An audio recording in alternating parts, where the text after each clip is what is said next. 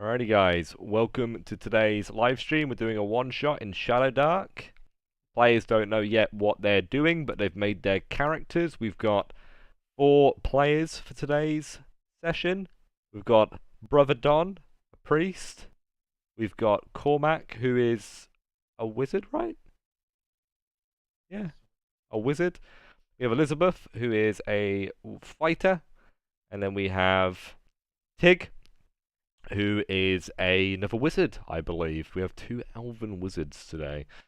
Let's see which one of them dies first. We are playing in a new adventure zone, which I'm going to be using moving forward for a lot of these live streamed Shadowdark sessions. And as you guys can see, we've got a nice fresh map. We've got a lot going on here.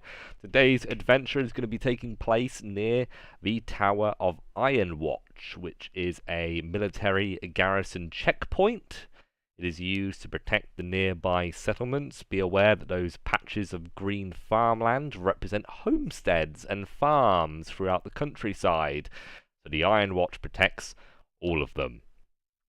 With that in mind, we are going to be getting started. Just for reference, this is a level 1 Shadowdark one-shot, and it will be available very shortly on my Patreon for anybody who would like to run it themselves. If you would like to join these games, all you got to do is join the Discord, and I don't know, just say you want to join when it pops up. We do have premium slots for weekly sessions. You can speak to me via DMs if you're interested in that. It does cost a little bit of money, but it means that you guarantee a spot, and you can have a continued story and character. And some of the players who are with me today are such players. So anyway, let's get into today's session. And let's start with a little bit of a bang. So you guys have all grouped up. Actually, let's put some music on as well. You know, we need the music. What should we put on today?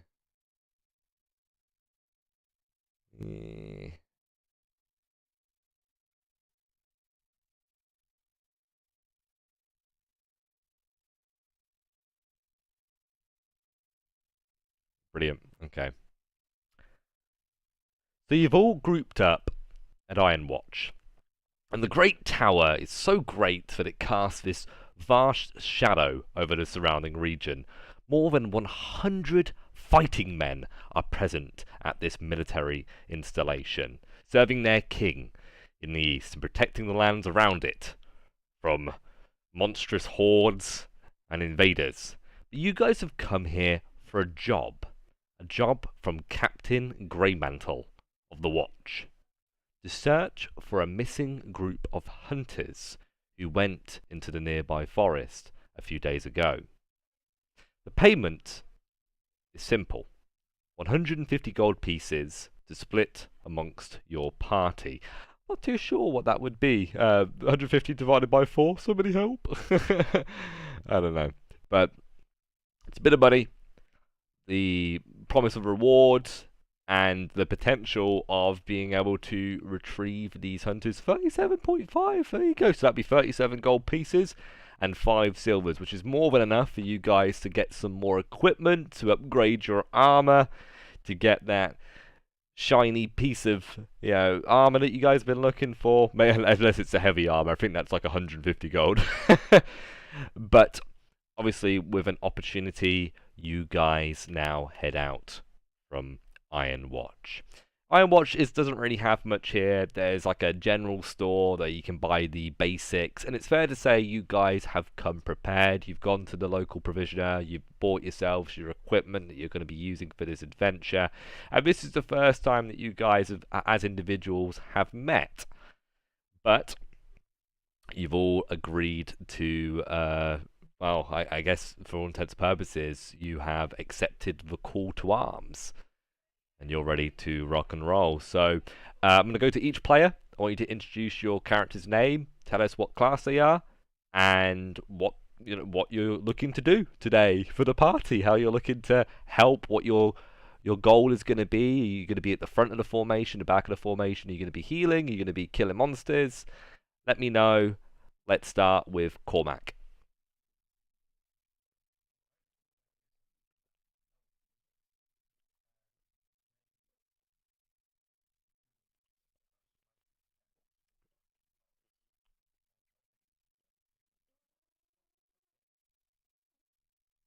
Very, very cool. Alrighty, over to you, Don.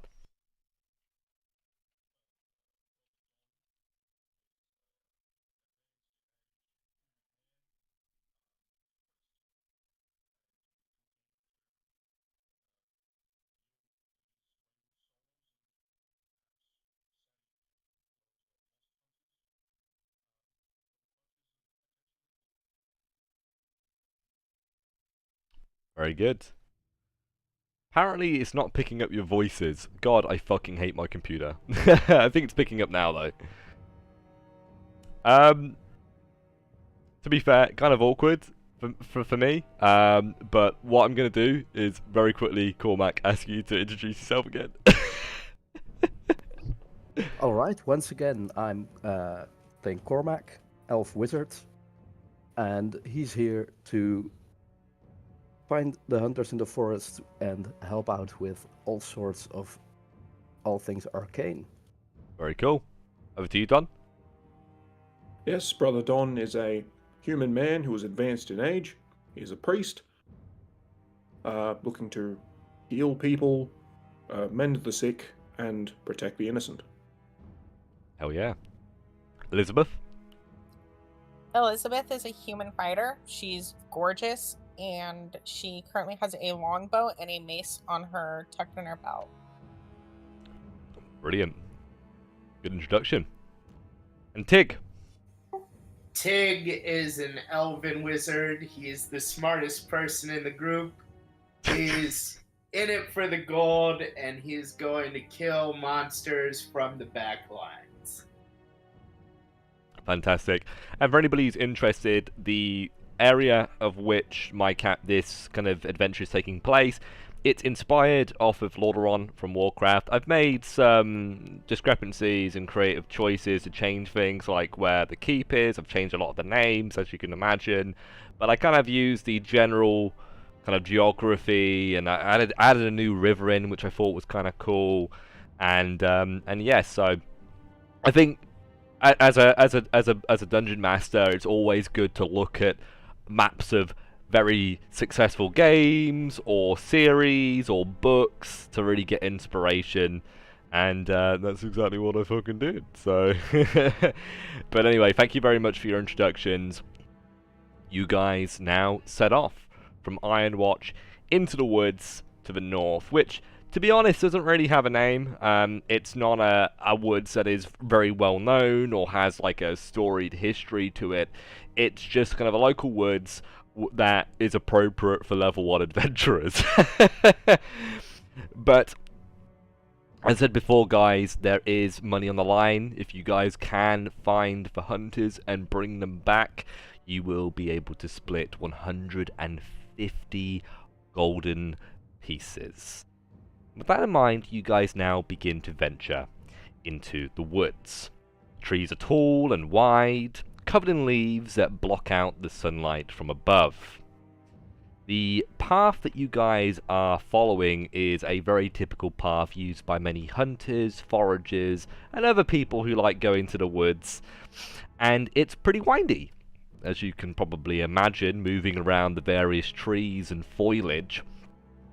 And you go deeper and deeper until you spot a number of boar. These are wild pigs, gents and lady, and they are munching on fallen fruits, nuts, and acorns in the nearby area. The slightest movement could set them off. You're all kind of standing there. What do you want to do? I want to observe the boars to see if there's any signs of injury on them. Maybe if the hunters had attempted to kill them. That's interesting. That would be a spot check, which is wisdom. Does anybody else want to do anything? Because we are technically, even though you're traveling, we're in crawling rounds. I'm going. Oh, sorry. One at a I'm time. going to cast sleep on the boars. Without considering anything? Or researching anything? You just want to go straight in? Sure. Sure. Which of the boars are you going to target? There are 4 of them. All 4? Can you do that with that Yeah, spell? if I can get them, I think it's a 10-foot cube. If I can get them all in that, I'll hit them all. 10-foot cube, is that like 2x2 squares? Or is that like 4x4? Is it 10 based on a point, like a radius? Or is it It fills a near-sized cube. a near-sized cube? I think the idea, and it says 10, or are you just saying 10? I just said 10. I thought that's what near meant. I think it'd be a near-sized cube. It's everything within 5 feet, and based on that trajectory, it would be a 15 by 15 square, so it'd be 9 squares. Yeah, you can actually target 3 of the boar with that. Okay, I'll go for it. Alrighty, roll me a power check, please. Oh, hell. Not a good way to start. I believe that misses. Does it not? So with Yeah, that in that's mind, good. so with that in mind, you try and cast a spell, and a couple of boar now begin to kind of glare over at your group. They are very large pigs, guys. They're not like little micro pigs. They can do damage. And 2 of you have kind of had a go. Elizabeth, you don't really see any marks or anything that would denote where the hunters are. But what about you, Brother Don? Is there anything comes to mind? Yes, I want to, I guess it would be a bit involved, but seeing as I'm probably standing at least a little bit back, I would like to examine the scene itself and see if these wild boars have perhaps recently been in a scuffle. So, for example, are there roots and things ripped up and destruction around? You know, perhaps these boars have been fighting or fighting with something. Okay, that's a bit more detailed. I like it. You can roll me an intelligence check. Intelligence or spot? It sounds a lot more detailed. You're not just looking for very basic. You're looking for something that's a bit more detailed. Alright, I will give it a try. Well, it's a 16. 16.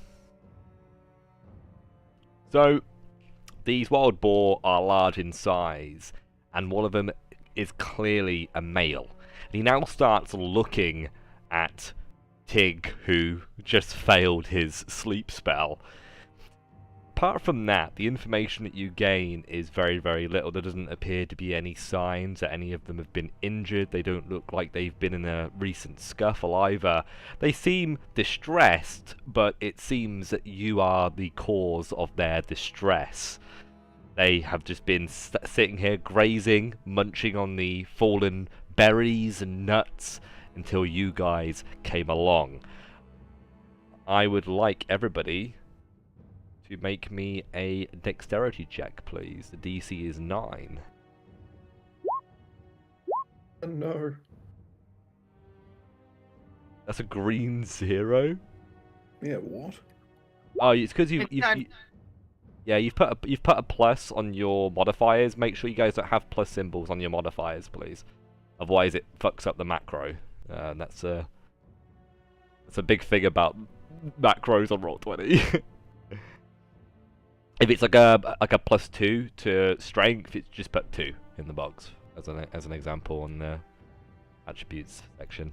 Anyway, so one of you failed, and the person who failed is Brother Don. And with that in mind, the male boar now turns to you guys, lowers his head, and begins to charge. Time for combat. Tickling tokens, roll initiative for me. May I ask, what was the dex check for? It was a stealth check. Oh. Oh, that's wrong. You did roll a 12, and it is the same, so I would just add you with a 12. Thank you. No worries. Why am I in the front? Oh, no.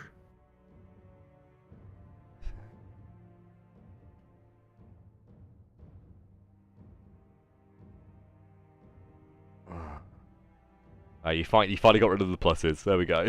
It's working now. Alrighty. Very, very good.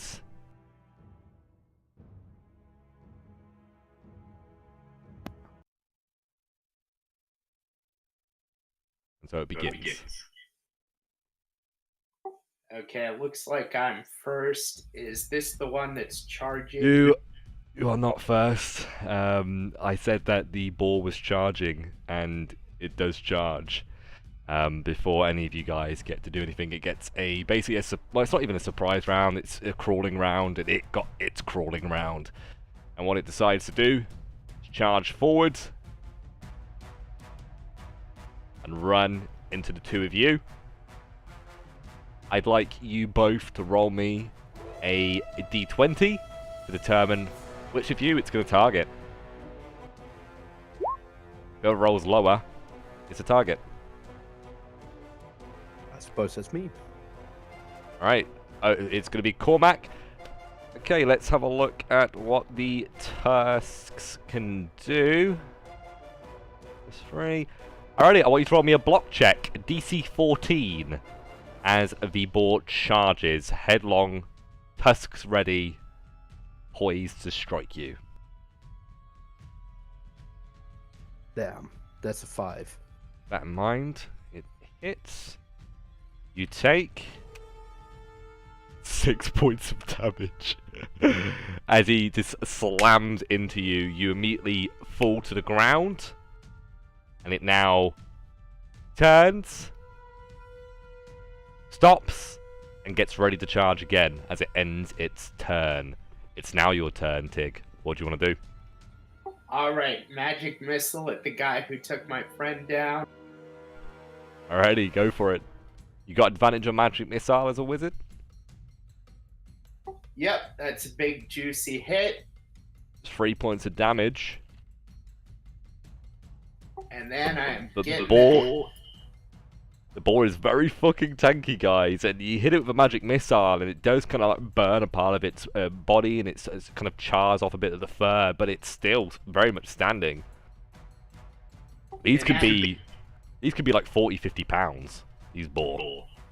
In that case, I'm getting the hell out of there. I'm gonna swing around and go up the list. Alrighty. Cormac, can you roll me a d4 plus or minus your con modifier to see how many rounds you have until you bleed out? Alright, plus my con modifier. Brilliant, you got 5 rounds. I'll put the 5 on you. And you can roll me a con check to see if you can immediately stabilize or kick up with 1 hit point.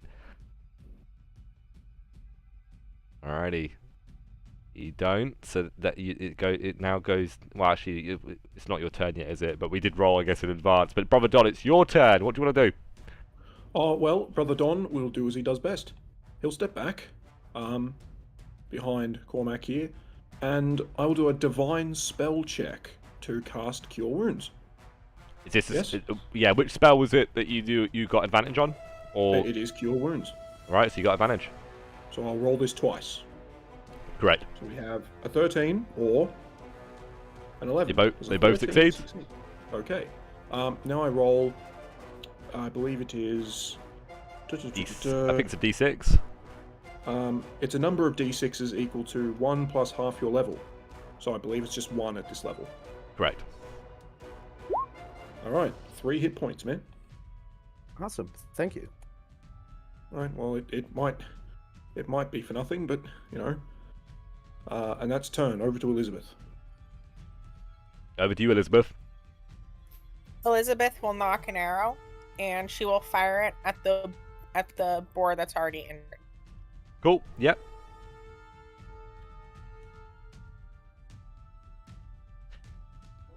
Go for it.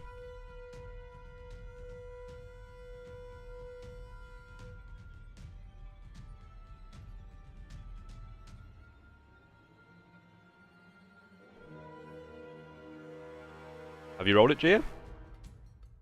My macro isn't working. Oh. You're lagging. there we go. You're lagging. Okay, well, we've got 2 nat 1s and a 19. Alrighty, so with that in mind, you fire your first shot. And it's pretty evident that you miss.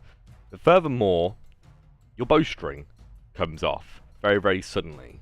It's a bit wet today, and it's fair to say that bows don't do very well when they're wet.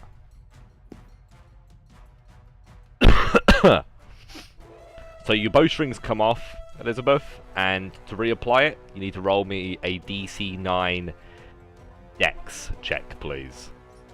Okay, and then how far can I move? You can move 30 feet.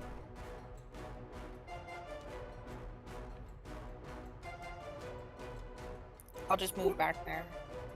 And then I'm going to begin to restring my bow. Cool. Now the turn of the boar, who now moves around. Cormac's on the floor currently. It's screeching and making a lot of noise. I'm going to roll a 2d6. 9. With a 2d6. 6. There we go. Alrighty, so with that in mind, it now turns and just charges headlong towards you, Brother Don. Good stuff. I imagine you want a block check? Yep. DC 14. Oh, alright. Well, unless it rolls a 1, or it could roll a 2, I guess. Oh, 2 points of damage. As it hits you with its tusks. It probably pierces the side of your thigh, your leg. Now trots off. The females are kind of moving around, not too sure what to do with themselves, bless them. Now top of the round, Tig. Alright, new magic missile incoming. That hits. 3 more damage, end of turn. Cormac. All right. Well, I want to get up. Does that cost my movement? Yeah, half movement. Half movement. And let's see. I also move in this direction and cast a magic missile on the boar as well. Alright, go for it. That's 1 damage. 1 point of damage. Very nice. Over to Brother Don, who's looking a bit injured right now, injured leg. Yes, I will, Brother Don will apply his holy symbol to his leg and try to heal himself. I imagine I can do that, yeah? Yeah, and be aware, guys, those like brown circles, those are tree trunks. So you can use them as cover, just so you're aware. Alright, I imagine a 17 succeeds, so... It does, yep. D6. It's D6. Alright, I'm back. I'm up to 2 hit points. Well, it's actually 90% health, because I only have 3. I will then dodge around here. Very good. Alright, done. They are level 1, to Katie in the chat. We just have 2 wizards, so they are squishy as fuck, as you guys can see. Elizabeth, the boar is getting ready to charge. What are you going to do? I'm going to restring my bow. Right, roll me a dex check. The DC is 9. You succeed, you restring your bow. Because of that, you're able to fire if you wish. I'm going to move there and then, yeah, I'll fire. Alright, best of luck. It's a miss as it goes overhead. Alrighty. You move up, you fire. The boar now turns towards you guys. And charges Elizabeth. Elizabeth, roll me a block check, please.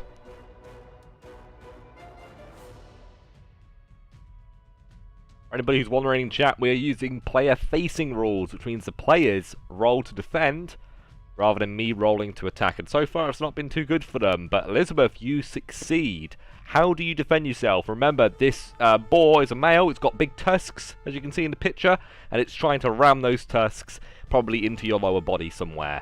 What do you do to defend yourself?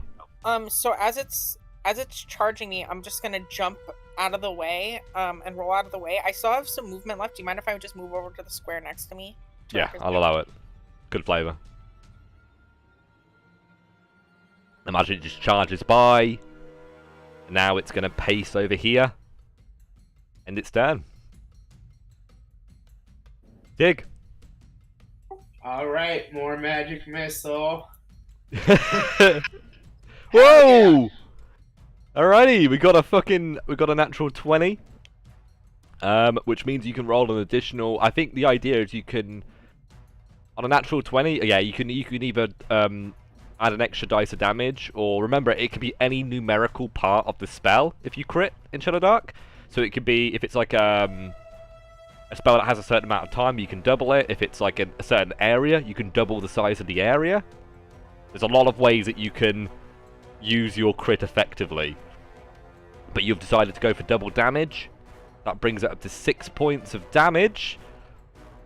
It is looking incredibly bloodied now. It is on its last legs. It's panting, heavy breathing. You don't know yet whether it still wants to fight or not. It might run, it might not.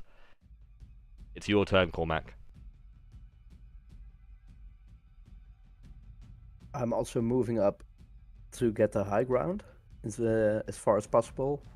If you're gonna try and climb up there, I would like you to roll me either a strength or a dexterity check to represent your way of climbing. Okay, would it cost me my action? No. But I'm trying a strength roll, which is a 4. You try and climb up, and you slip and slide back down. There is no way you're going to be able to get any further up, and you've only got 5 feet of movement remaining. Okay, then I want to move over here to get at least some sort of close to anything that could be cover, and fire a magic missile at what remains of the boar. Very cool. Let's see if you can get it. That's You have 10. advantage? It auto-calculates advantage. Oh, I had the roll played. The other one was Yikes. a 2, and And it's 10 plus the spell's level, correct? yes, it is. DC is 11, I believe.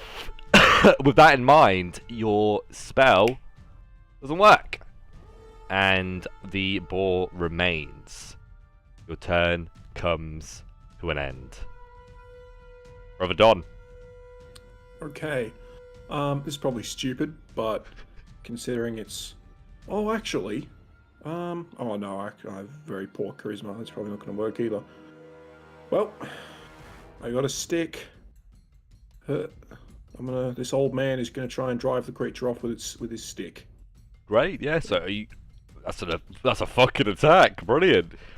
So yeah, how do you finish it? Oh, he probably just gives it a solid thump near the head. You know, With that in mind, it collapses to the ground. With that in mind, the females scurry off. And the combat is over. all right. Congratulations, guys. Nice. Also, again, I'm sorry that my staff attack is being weird. I don't know how to fix that. It's absolutely fine, don't worry. Alrighty, guys. So, obviously, one of the boar has been brought down. The other boar have all scurried off. You kind of pick yourselves up. You kind of wipe yourselves off, with all the dirt and stuff for those of you who've fallen over, etc. And you reconvene. What are you guys thinking? What do you guys want to do? Okay, well, if I may, Yeah.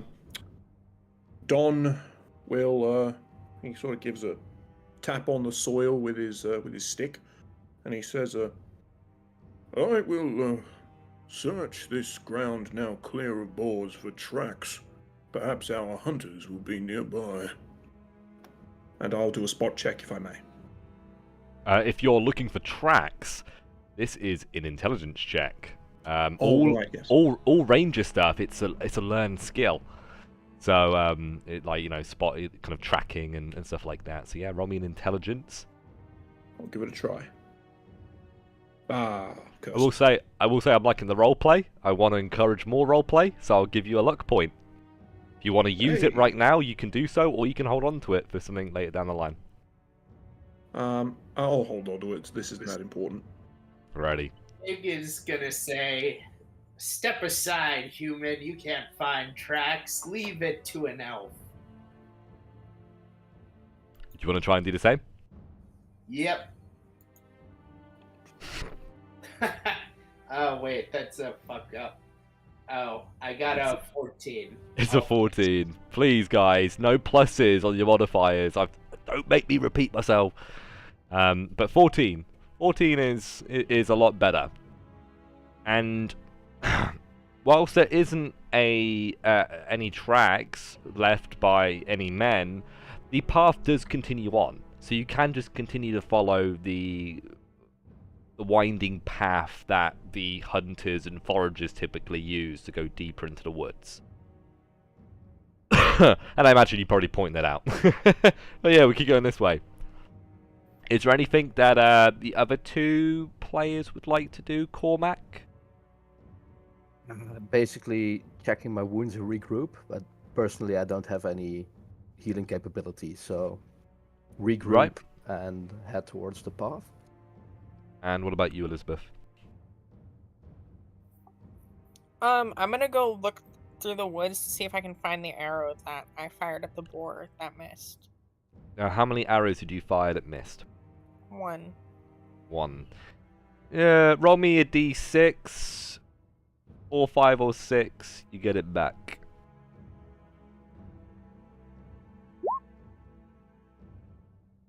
You don't get it back.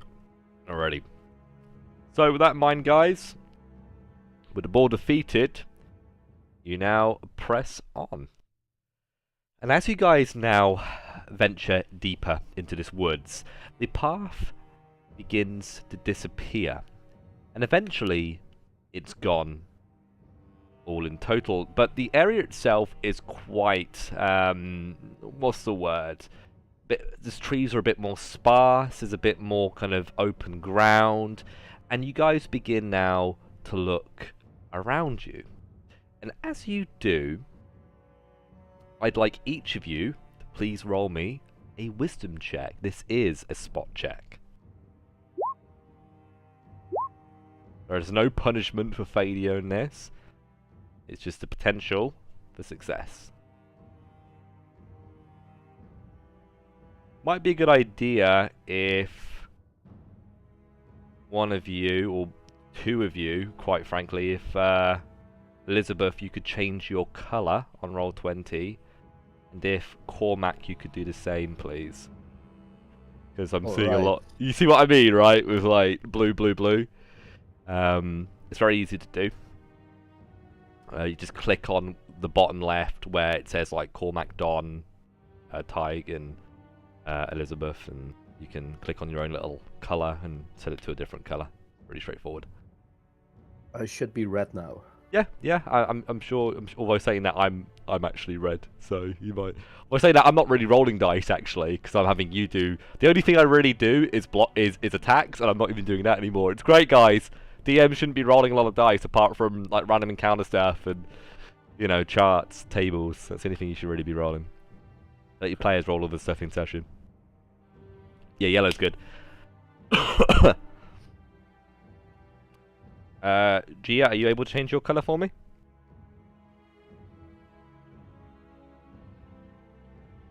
I'm working on it.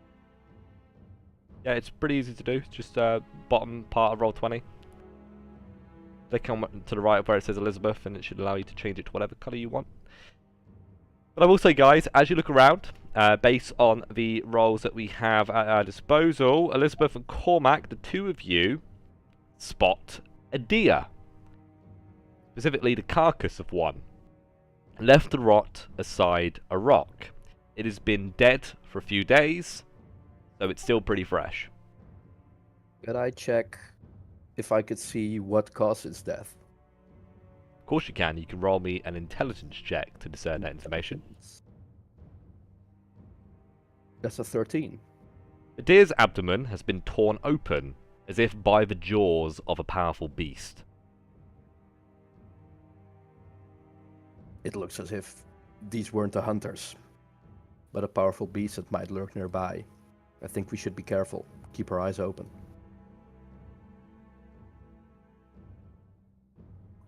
Agreed. Do you think a boar could have done that? My knowledge of wildlife isn't that great. It might be, but I'm afraid it might be something even more dangerous. Ah, okay. Well, let's proceed with caution. Alrighty, so, obviously Cormac's done something. Do any of you guys have anything you'd like to do?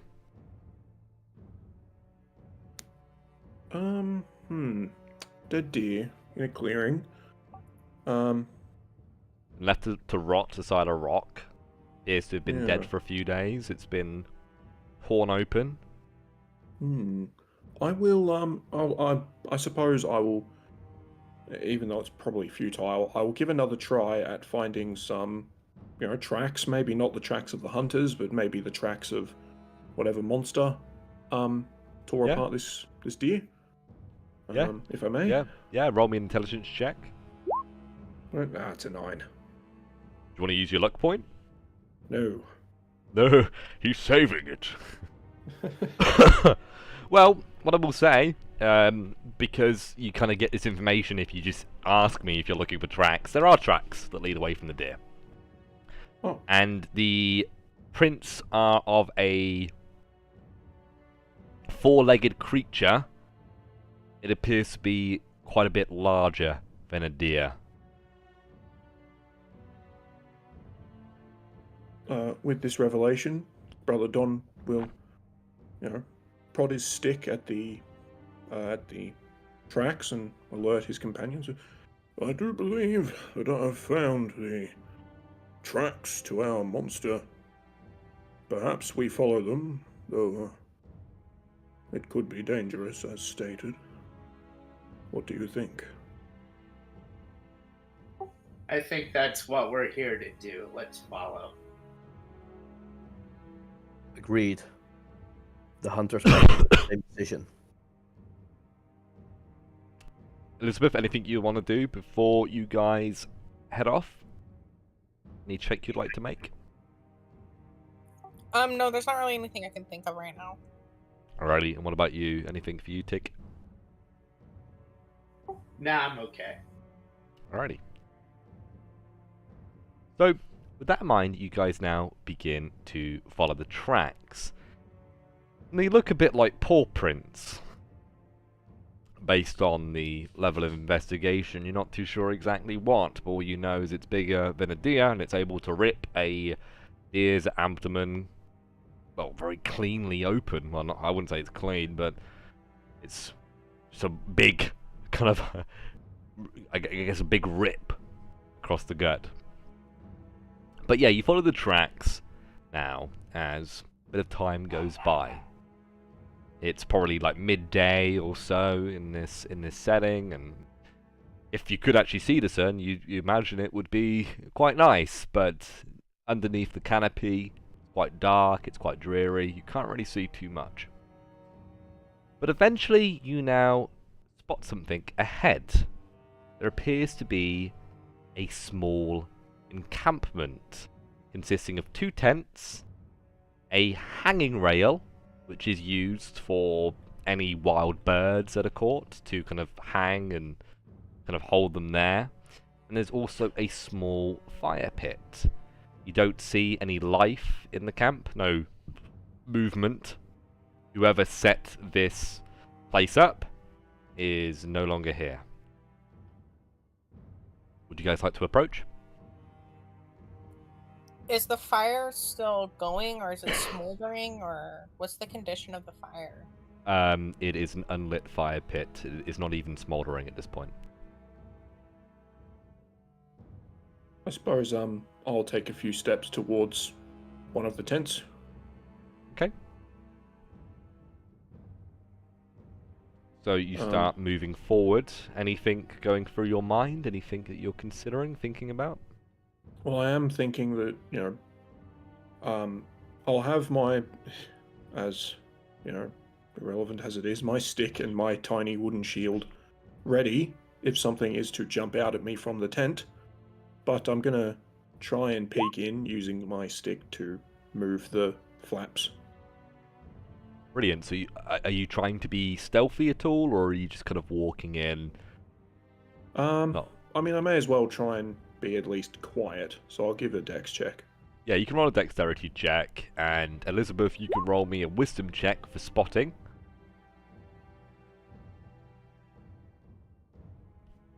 Is there anything Cormac or Tig would like to do? I'll be on the alert in case this is an ambush. I guess I'll try to spot. Yep, it's very useful to have multiple people rolling. What about you, Cormac? I think I'll stay back for now, near where Tig is, to, in case he notices something, to offer protection. But I'm not actively doing something because I can't think of anything. Fair enough. That's fine. No, it's good. If you don't have anything you want to do, just say skip or nope or something like that. It's fine. But fair to say, Brother Don, you head forward. You check out one of the tents. You kind of pull back the flap. There's nobody within. It's important to note that their equipment isn't here, so there aren't like bows here or backpacks or anything like that. But obviously, relatively speaking, their tents are set up. Their basic provisions are here. It seems a bit strange that they just left this place running, and there's no sign of them. And as you're kind of, coming out the tent and looking back at the party, Tig, you notice something. There's a man watching from afar. And as you notice him, he begins to bolt. There's a man running! Go! Go! You guys give chase? As Tig points out where the man is, I just run after him. You bolt. Alrighty. Ooh. Yeah, I'll run after him.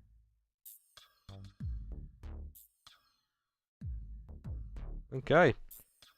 So with that in mind, guys, in order to catch up to him, you must roll a series of checks each. There are 3 different checks, which are each a different attribute. If you succeed all 3, you'll catch him. If you fail any of these checks, you're out of the race. There are 4 of you and 1 of him. Surely one of you is going to be able to catch him. First check is Strength, DC 9. Roll it. Okay. Huh. So far, so good. We're just waiting on one of yours.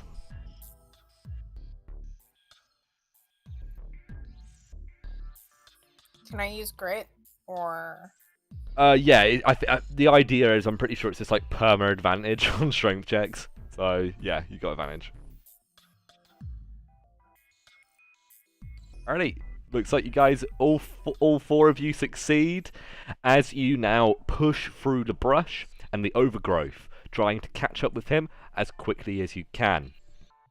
The area is not even, it's not a flat ground. You are having to kind of run up kind of an incline and try and get on some high ground. And you have to jump back down and try and give this guy chase, and he's moving particularly fast.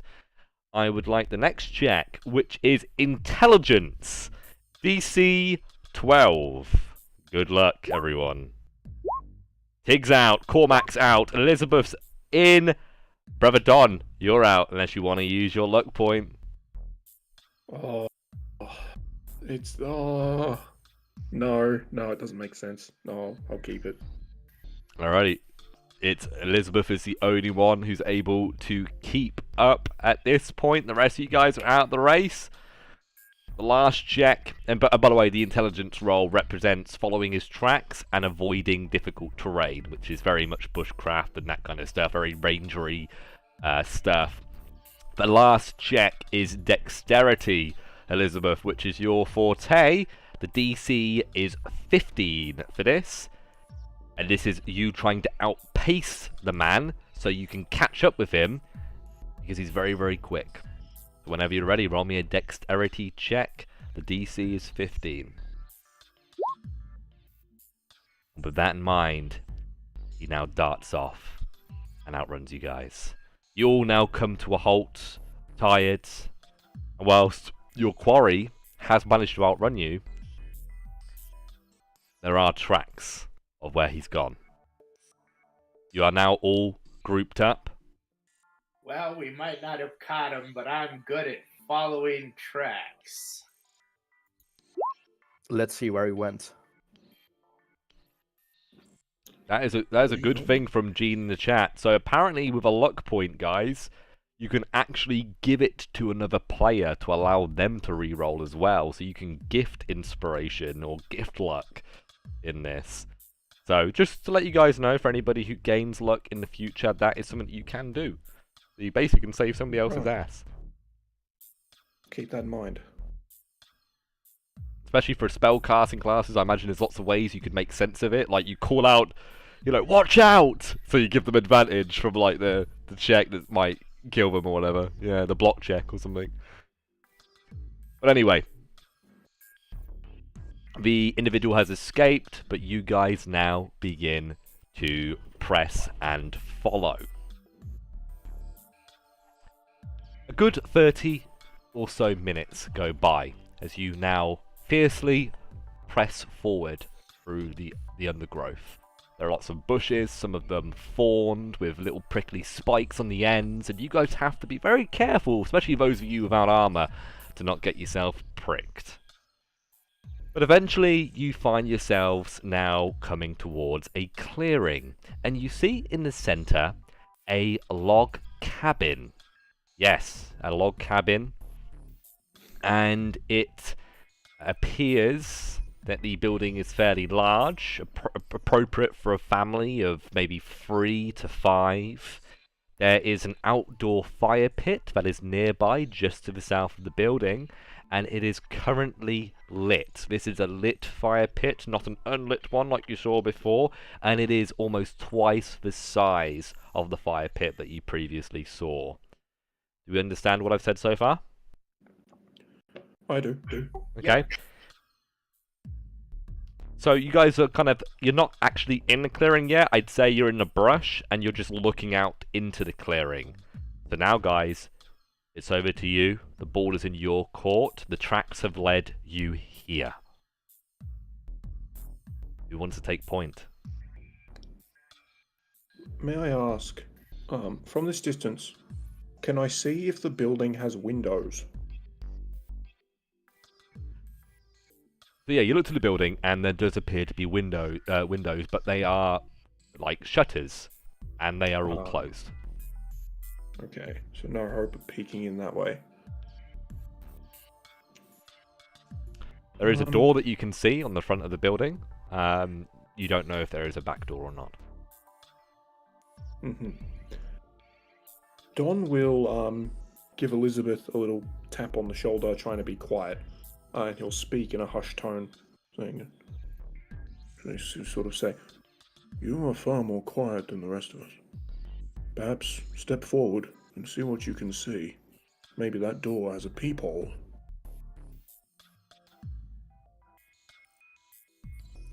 I'll nod and I'll begin moving towards the door.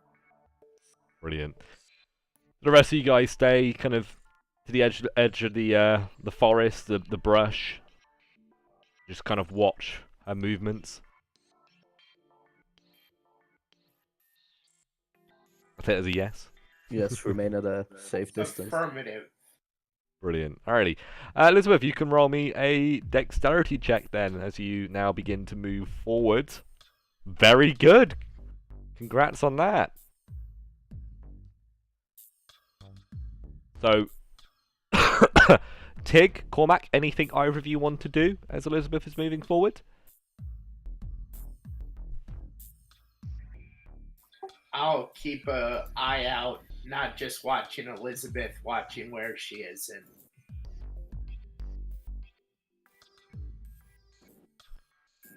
And what about you, Cormac?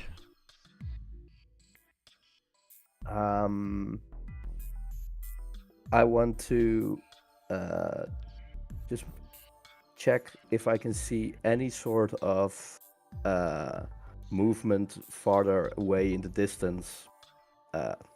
If there's anything going on around here, Yeah, roll me a wisdom check as well. It's another spot check.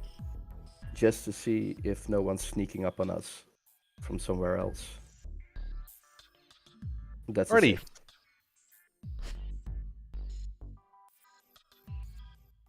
So, let's say, Tig, you do notice left outside, around the side of the house, kind of very close to where the fire pit is located, is a pair of boots, clothes, a backpack, and a spear, resting on or near a table. There also appears to be another table, very close by, that has the butcherings from an animal. There's just a lot of meat piled up.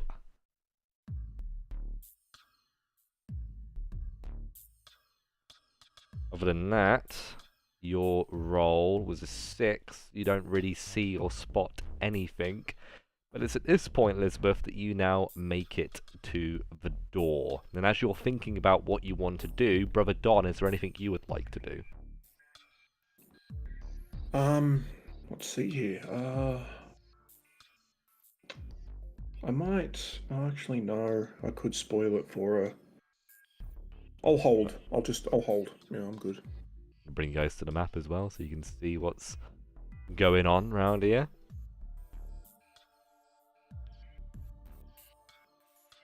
You see what I mean now? The visualization. Oh yeah, this is a well, as I'm sure you can imagine. Mm-hmm. And she's going up to the big doors on the front of the building. Alrighty, Elizabeth, you're at the front of the building. What do you want to do? You've got 30 feet of movement, and you have an action. Is there a keyhole on the door? Yes. I'm gonna look through the keyhole. Cool. You can roll me a wisdom check.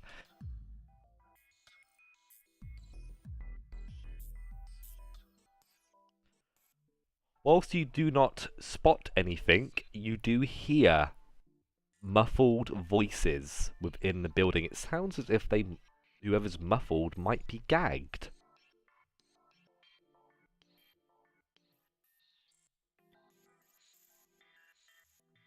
What do you want to do? I'm gonna start moving back. Okay, so you have your movement. You can move up to 30 feet.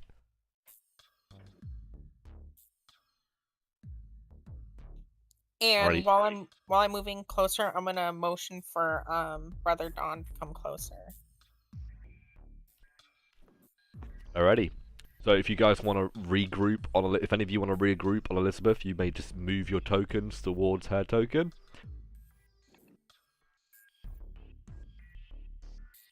Right, so you all kind of come out, and what do you say, Elizabeth, to the party?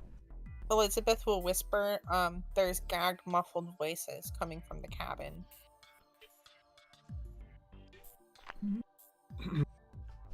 Don sort of strokes at his chin a bit and thinks, but you didn't see anything, which means we'll have to be deeper in. Perhaps we could try a two-pronged approach. If there is another way into the building, perhaps from around the back, we could split and go in, two at once. Whoever's inside would have to fight on both sides. That sounds wise, Brother Don. Well, If there is such a thing as another entrance. Yes. Once again, Elizabeth, we rely on your stealth. Sneak around the back and see if there's a way in. As you guys are talking, just having a bit of a chat, Tig, you notice a figure approaching. Perhaps a little bit later than you should have, but you notice the figure getting closer and closer. A brief description will denote that this is a creature as tall as a man, covered in fur, with a lupin gaze. This is what it looks like.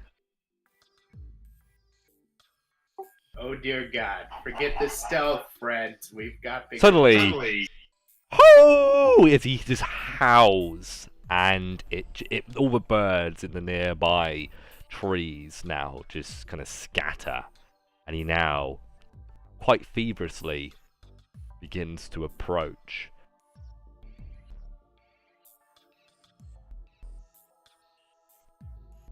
With that in mind, guys, I'm going to roll a 2d6 for this encounter. 9. Reaction. He doesn't appear to be attacking straight away, but he is definitely interested as he steps forward. What do you guys want to do?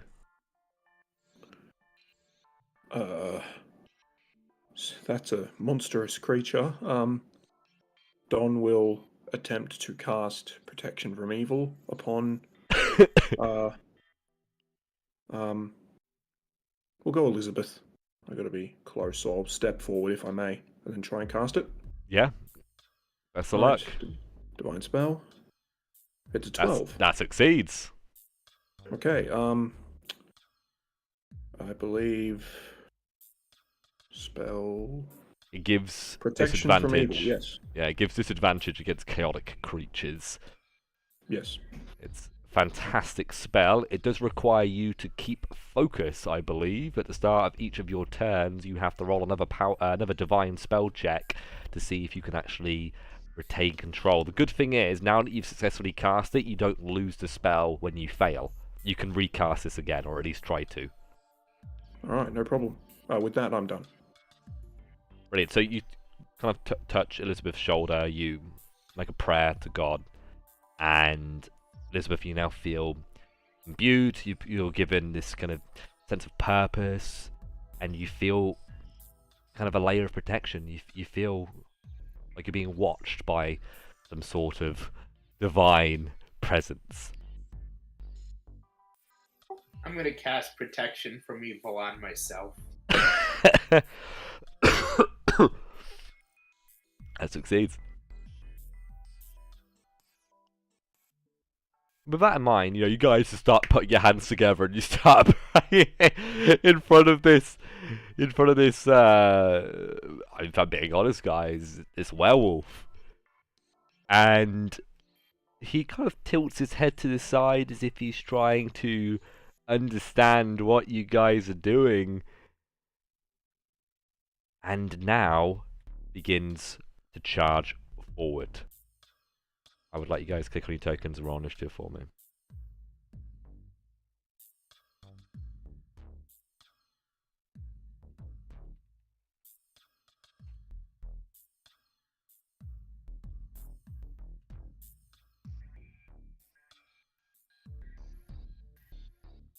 Okay.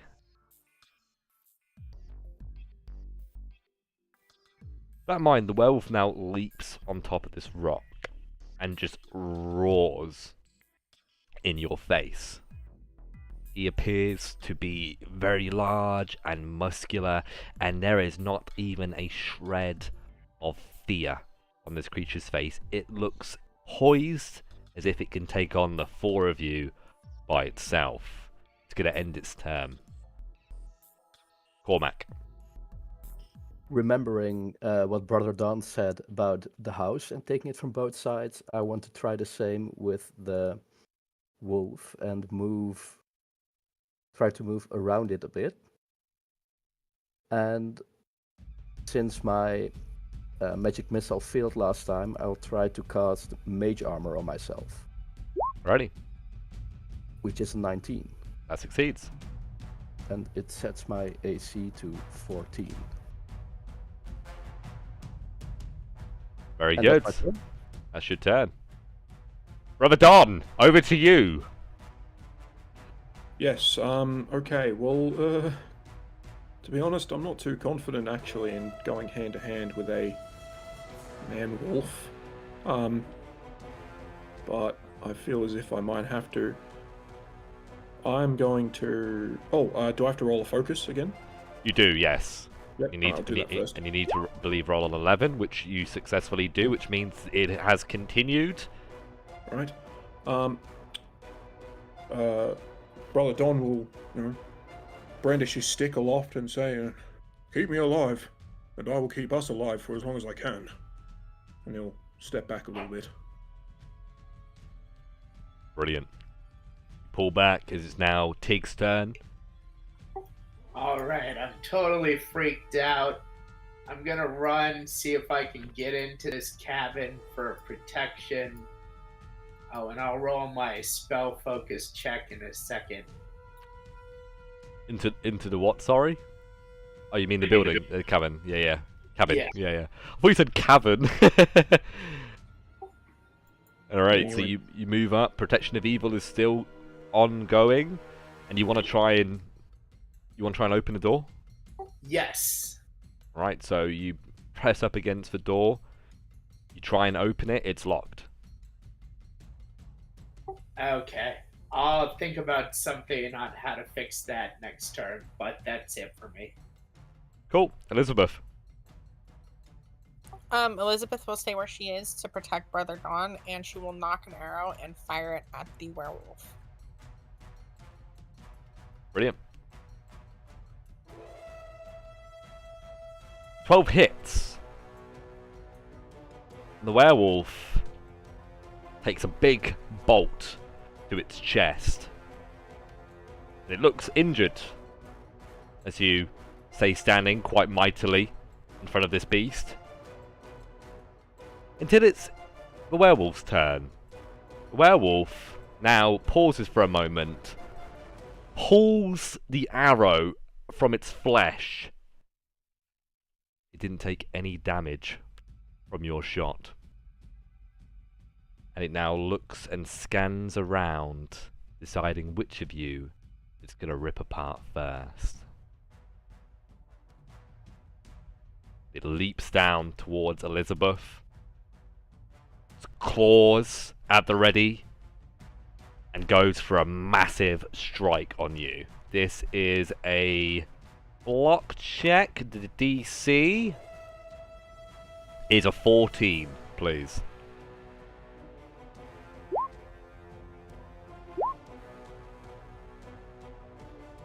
It was just one roll. Oh, I thought I had protection from evil. True, you do. So you would have... Yeah, this is cool. This is cool. I like this. I like how my block checks are working. Basically, gives you guys advantage on block checks when you've got that on. Very, very cool. 13 still unfortunately misses. Or, sorry, like fails. So it does still hit you. With that in mind, you take 3 points of damage.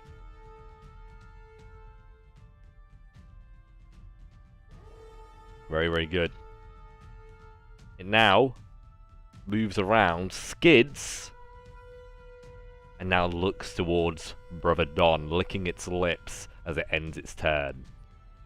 Cormac. Did I notice that the arrow didn't do any damage? I think you did. Okay, in that case... Well, I don't have any magical damage, so I just try to throw the one dagger I have at it. Already, what's the range on that? I think it's... Is it near, right? Let me check dagger real quick. Whilst you're figuring out what you want to do, Brother Don, what do you want to do? I will dodge around here. And first of all, I'll offer up a prayer and do my divine spell Cure Wounds with advantage, so I'll roll twice to heal Elizabeth. Be aware, you also need to roll your check to see if you can keep the ability going for Elizabeth. It has not helped her so far, but it could help next round. Okay, so I'll do that first. So here's the focus roll. Okay. It goes away. It goes away. Alright. And now I will divine spell with advantage for the Cure Wounds. So that's a success. 16? That succeeds. It's a D6 that you Yep. grant to Elizabeth. 5 hit points. 5 hit points. And with that, Brother Don will call out we must use magic, or perhaps fire, to drive the beast away. Brilliant. Cormac. Well, I said I was going to throw the dagger. But does Brother Don's turn actually happen in front of mine? Because Sure. that, Yeah. Oh, Loosey goosey, innit? I want to move towards the fire and see if I can pick up a piece of wood that's on fire, but still has a part of it that I can actually safely grab. Yeah. You pick up. It's basically like a makeshift torch. Awesome. Well, that was. See, I was over here, which is that's my movement. I'd say picking it up would be like a free action. So if you want to dash, you can move another 30 feet. All right, then I want to dash towards the others Lovely. with my fiery piece of wood. Fantastic. And it's over to Tig. Okay, did I notice, is this a window? Yep. Okay, I want to walk down there and smash open the window with the butt of my dagger if I can. Yeah, you can definitely try. Roll me a strength check. That's a success. You managed to hit it right on the center of the hit, like the bit that's like the locking apparatus in the center. It breaks off, and you just push the shutters open, and you can see that there is a large room. It appears to be a living space with a dining table and an oven and a couple of other things that you would expect from a small cabin like this. The place looks pretty dirty and musky, and it's kind of gross, if I'm being honest. What do you want to do? I would like to climb through the window and shout out to my compatriots, let's hide in here. Yeah, be aware, I do also need you to roll me a spell check to see if you... Yep, good. You still got it. Very nice. Good for you. Shame you're not using it, but... End of turn. End of turn. Over to Elizabeth. I'm gonna pull the torch out of my belt, and I'm gonna move over to Cormac and have it be lit. Cool. Once it's lit, I'm gonna step forward back in front of Brother Dawn, and I'm gonna hold the torch out, Nice. ready to fight the werewolf with that. Brilliant. So with that in mind, the werewolf now moves up, and as you kind of come around, you bring up the torch. That's at the point where it's in your face, like the actual werewolf is in your face, and it reels back from the fire, and it tries to swing at you, but you haven't. Let's see if it actually hits or not. You have advantage on your block check from the fire being lit. That's a success. So how do you defend yourself with the fire in one hand and what, like a shield in the other? Or is it a sword or something? I don't know. No, I'm just holding my longbow in my other hand. Cool, so yeah, so how do you defend yourself from this werewolf strike? Yeah, I'm just kind of doing what Aragorn did in Lord of the Rings, where he was just like, swinging Yeah. the torch around to keep like the Nazgul back. Brilliant. It's worth mentioning, this werewolf does have 2 attacks. He was just being easy on you guys in the first couple of rounds, but realizing that you guys are actually tricky, he's going to go for another attack. Roll again. 2 more. Oof, he's got ya. 2 points of damage. At this point, he's going to move. And he's now looking towards either Cormac or Don, as if he's going to try and go for one of you guys on his next turn. Over to you, Cormac. I want to try if I can move through the window as well. Yep. Do I need to climb or make a check for that? No, you can just climb through. Okay, then I move in, and I want to sit next to the window with my torch ready. And Okay. that's it. That's it. Alrighty, Brother Don. All right. Once again, I will heal Elizabeth for what damage she has taken. Advantage to one spell check. Advantage. Yeah, that's a success. That succeeds. Well, no, roll with again, that- see if you get a crit, because you know you could Oh, choose yeah, for it to affect an additional target, so you could heal yourself at the same time. Any does way not, there's a number. Yeah, it succeeds. 6 hit big. points to Elizabeth. And with that, Don will tell her, flee with the others. We must reapproach this situation at a better time. And he will 5, 10, 15, 20, 25. He'll come over here and sort of hold his stick aloft, trying to get the creature's attention. Oh, want to get its attention? I see. It's definitely got your attention. Well, you got its attention even. But Tig, it's over to you. Roll me your protection from evil check, please. And you may get on with your turn.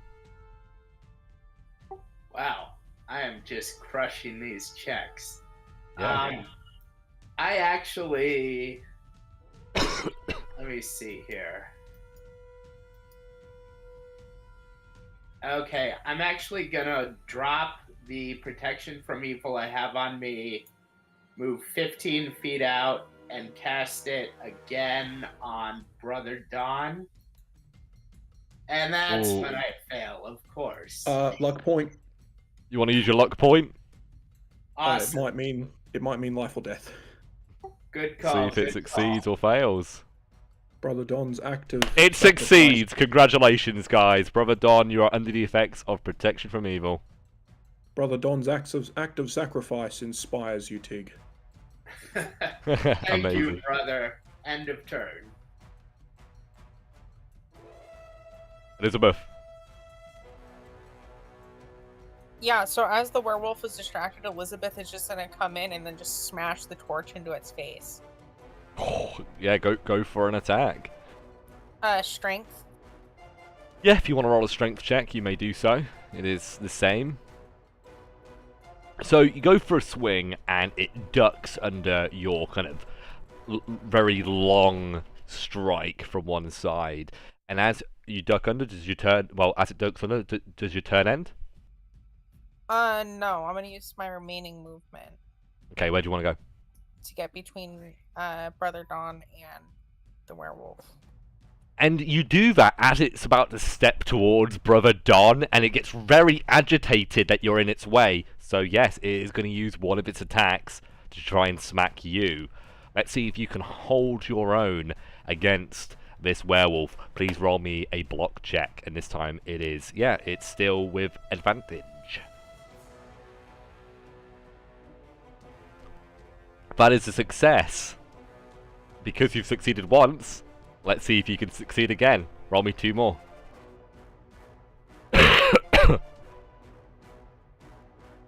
That's a d6 points of damage. 2 points. Right now, you guys have a good thing going, don't you? It's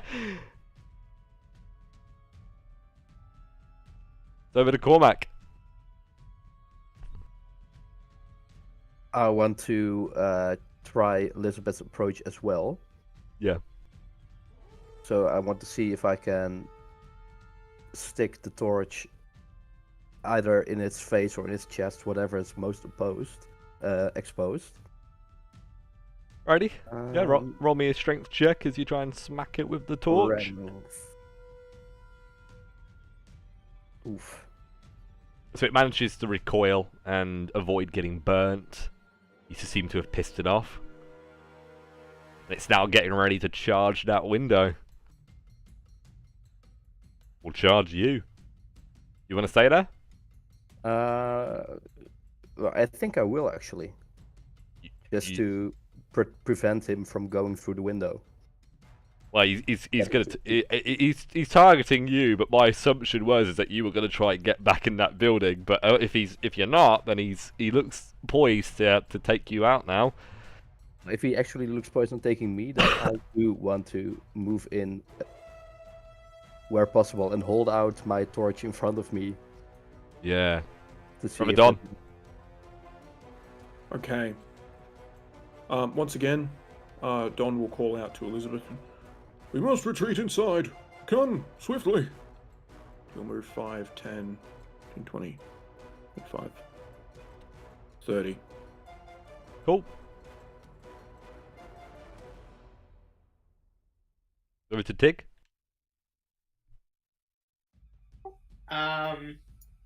I'll just get further away from the windows so that more people can come in. And I need to make my roll to maintain. And I passed. End of turn.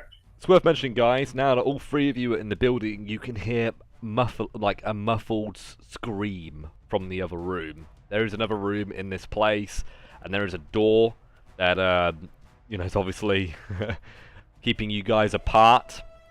But you get the impression that there are individuals on the other side, you just don't know who. Elizabeth. The door is open, right? The door is locked. The window is open.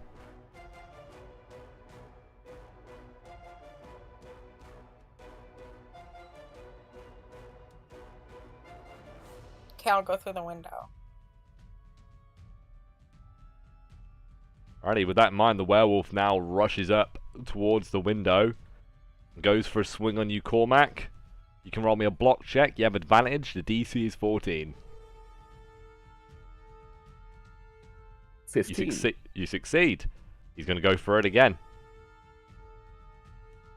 He swings with one hand. Tries to claw you. Manage to bring up your torch. Go for another 2 block checks, please. Natural 20. Very, very cool. Okay. So, in this situation, I'm going to give you some creative freedom with this. How do you defend yourself from the werewolf? You have critically succeeded on your block check. What this means is I'm going to allow you to do some very minor fire damage to the werewolf. How do you do it? As he, I assume it's like one of those sort of horror movie scenarios where the people are locked in a cabin and there are like claws coming through the window. And as he reaches through the window, I want to put my torch right at the place where he wishes to strike. So his paw or whatever it is reaches right into my torch. Brilliant. It's just very, because it's a critical, it actually does damage, and the werewolf yelps and now uses its entire movement to run away. Or to at least run back. Cormac, anything you want to do? If you guys have nothing to do, just say skip. That's how we do it in combat. Yeah, I think I just move aside and watch where he's going, but no actual actions. Skip. So guys, be aware there are shutters. They have been broken open, but you can still push them closed if any of you wish to do that. It is Brother Don's turn. having mentioned that there are shutters, is there anything I can push in front of the window as well? There are Perhaps, there are chairs in here. There are tables in here. There's a barrel that you can pick up and put in front of the window. Okay. Brother Don will move up to the window, close the shutters, and then suggest that one of you grab that table and let us place it up against the window. And then he'll step out of the way. Cool, Tig. All right, I will grab that table and push it up against the window. Fantastic. You managed to do so. And Elizabeth? I'm gonna hold my turn right now. Or skip. Yeah, I was going to say, yeah, okay. Cool, so with that in mind, it now comes back round to the werewolf, and he disappears from view as he runs back into the brush, and is gone. Combat is over. With that in mind, we can get off this map, go back to Fear of the Mind for this part of the adventure.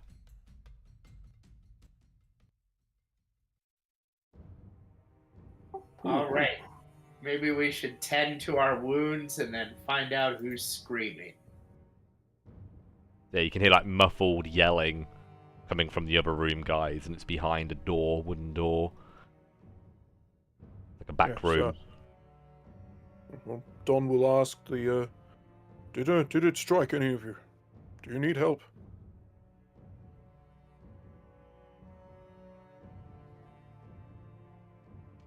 Any of you need help? I do not. Well, he didn't strike me, but I'm still recovering from our boar encounter. But for now,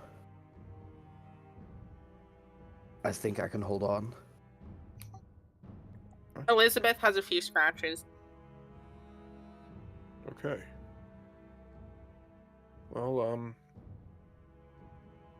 Brother Don will ominously look over to the, the muffled screaming from the door and say, well, perhaps there are innocents behind that door.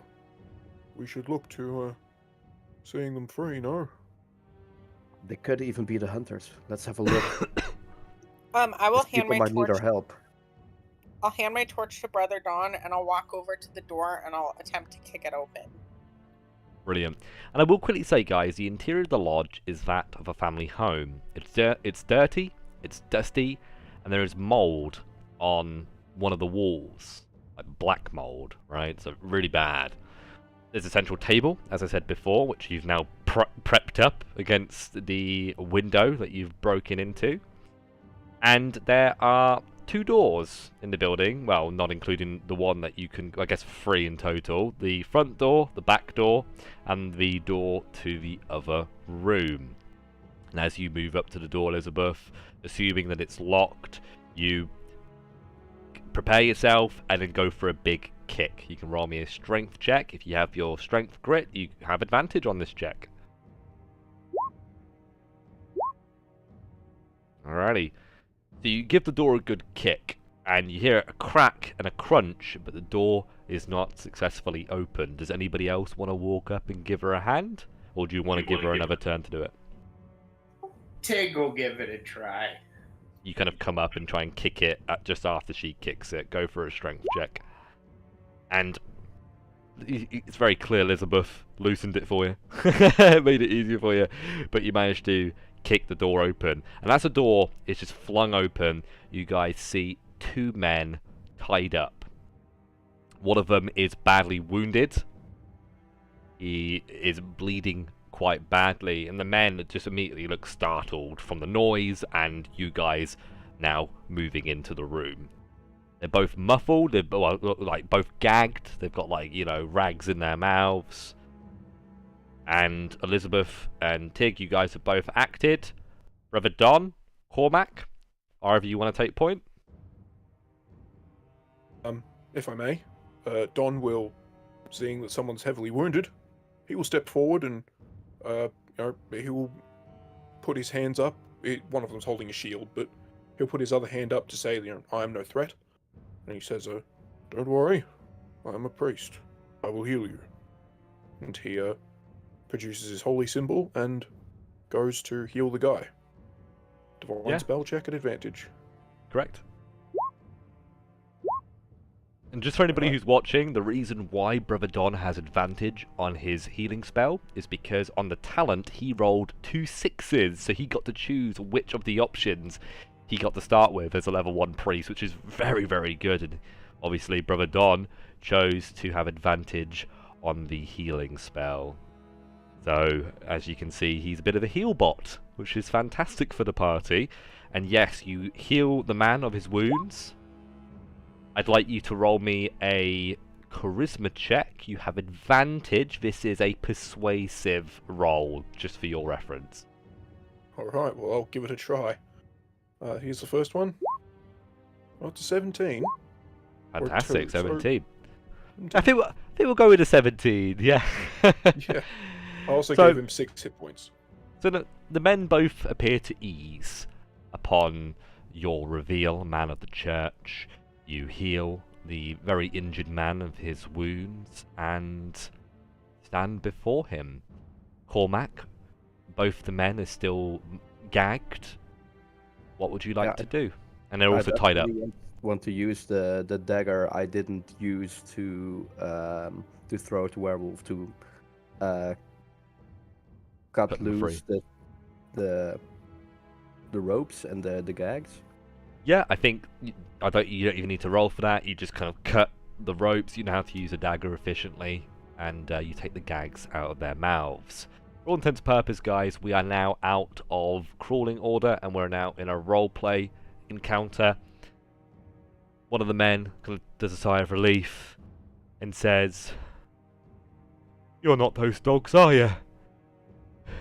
You're good folk. Please tell me it's true." It's true. You come to save us, yeah? Are you going to take us out of here, away from here? Back to civilization, please? That's the plan. By We've come to my chance, room are right now. you hunters? They both nod. Huzzah! We've come from Iron Watch. We're here to bring you back to safety. And they both seem relieved. And the other one says, "Did you kill it? Did you kill him?"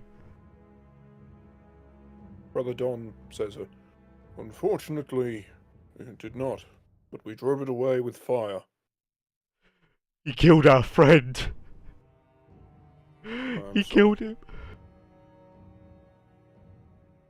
Don will ask, did you say dogs? As in that there were multiple? He seems to be a bit lightheaded and says, "I'm not too sure.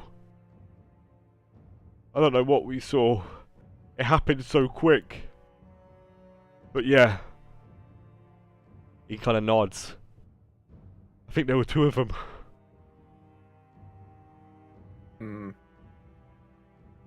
Don stands up and gives the ground a tap with his stick as if reassuringly and says, we should make haste and leave. Who knows when they'll be back. "We heard the screams of our mate. Is he dead nearby? Can we bury him?"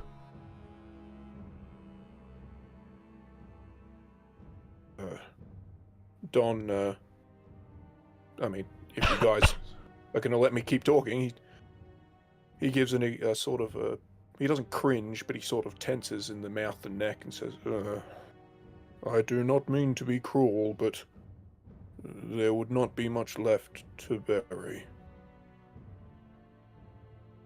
Roll me another charisma check. I'll try. It's standard. Ugh. 5.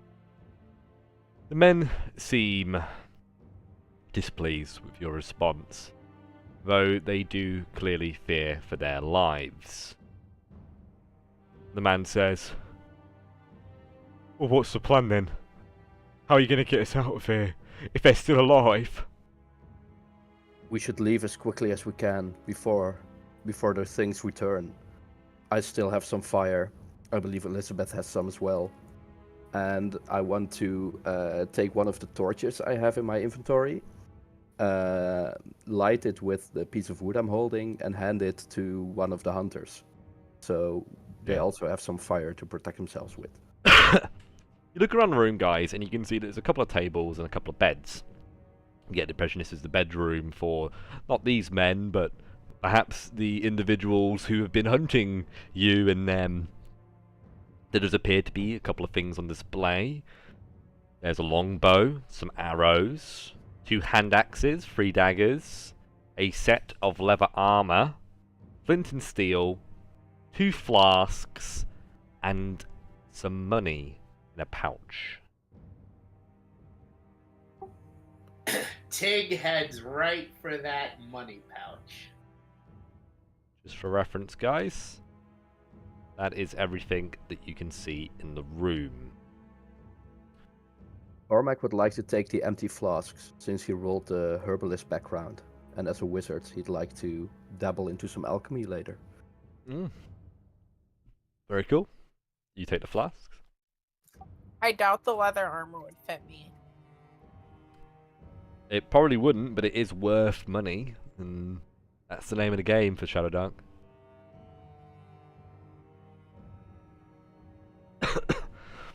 If nothing else takes your fancy, you guys now help the men to their feet and begin to make your way towards the exit. Do you want to go to the exit that you previously made, or do you want to create a new exit from one of the other windows or doors? Will we be able to unlock the front door from the inside? We don't have a key, so probably not. You head up to the door and you kind of look around. You may roll a... Ooh. Roll me an intelligence check. Right, I'll try it. I think it might be wisdom. What's So, your wisdom? wisdom check. Well, nah, don't roll a different check. Whatever your d20 is, we'll Okay. keep it. We can just change the modifier from intelligence to wisdom. So It'd be +2 if it's wisdom. that'll be a 6. Okay, you don't seem to find a key, unfortunately. Okay. But as I said, the window has obviously been broken open, but you have put a table in the way. The door is made of wood. It probably could be kicked down if Elizabeth gave it a hard enough kick. There is a I think we front should- door and a back door. I think we should just go back out the window that we broke in and just move the table. Yeah, that's a good idea. We might want to hide in here again.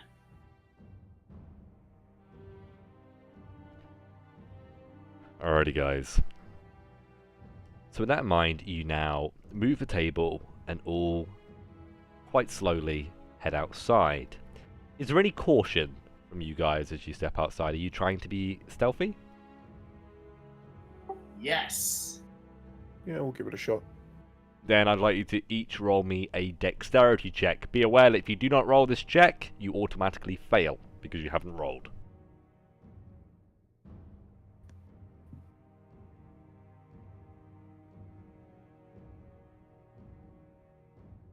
Okay. So, you all now head outside with Brother Don heading out first and looking around. The coast is clear, so you usher everybody else out. They're perhaps not as careful or cautious as you. And you guys are all now standing outside with the 2 hunters following in tow.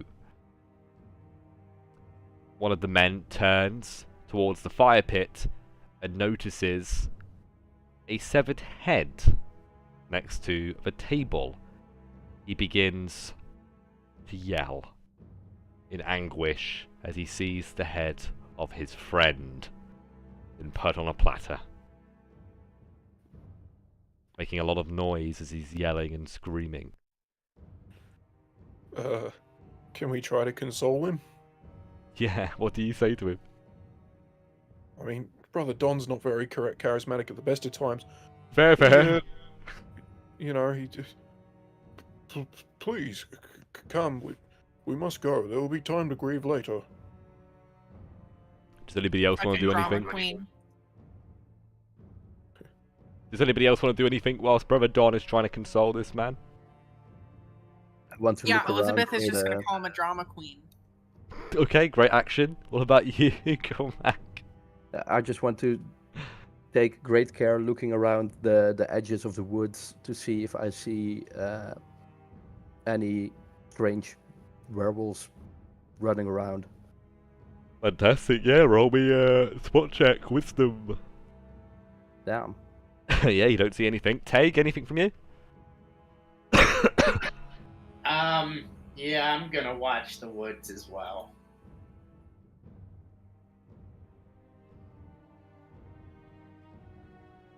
You get the sense that something's not quite right here, Take. You get the impression you're being watched. Brother Don, you can roll me your persuasion check.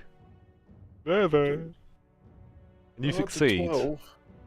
As you manage to kind of console the man and pull him away. You guys now begin to move away. But remember, Take, you've seen, or at least you know that something is watching. So you're kind of being quite careful as you guys move back towards the brush, and you begin now to make your way back to town. At this point, guys, I'd like to initiate a skill challenge. The DC is 12. I want each of you to come up with a way that your character can help the party and help themselves get back to Ironwatch. You can use one of your attributes, or you can try and cast a spell in order to aid in this endeavour. Consider the different things that different attributes can do, what strength could allow you to do, what dex, con, intelligence, wisdom and charisma can do. And the idea is it can be anything from trying to persuade the party to fight on, to praying to your god, to anything else that comes to mind. And if you're creative enough, and you don't use one of the ones that I just said, I might give you a luck point. Does anybody have an idea? Yeah, I want to use one of going- the hatchets to clear away the brush. Like any obstacles in the way. Very good, yeah. That's a strength check. I imagine you have advantage with that, because it's crit. 10, that is a failure.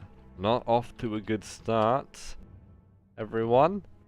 Can intelligence be used to plot the fastest route, considering the way we came and Yes. what we know of the area? Yeah, intelligence would be an appropriate roll for that. Shit. Alrighty, it's down to you guys. You both need to succeed for you guys to come out on top. Okay. You did say spellcasting was available, yes? Spellcasting is available, yes? Perhaps when either Cormac or Elizabeth were attempting to do what they wanted to do, maybe they got hurt. Especially Elizabeth trying to clear away brush.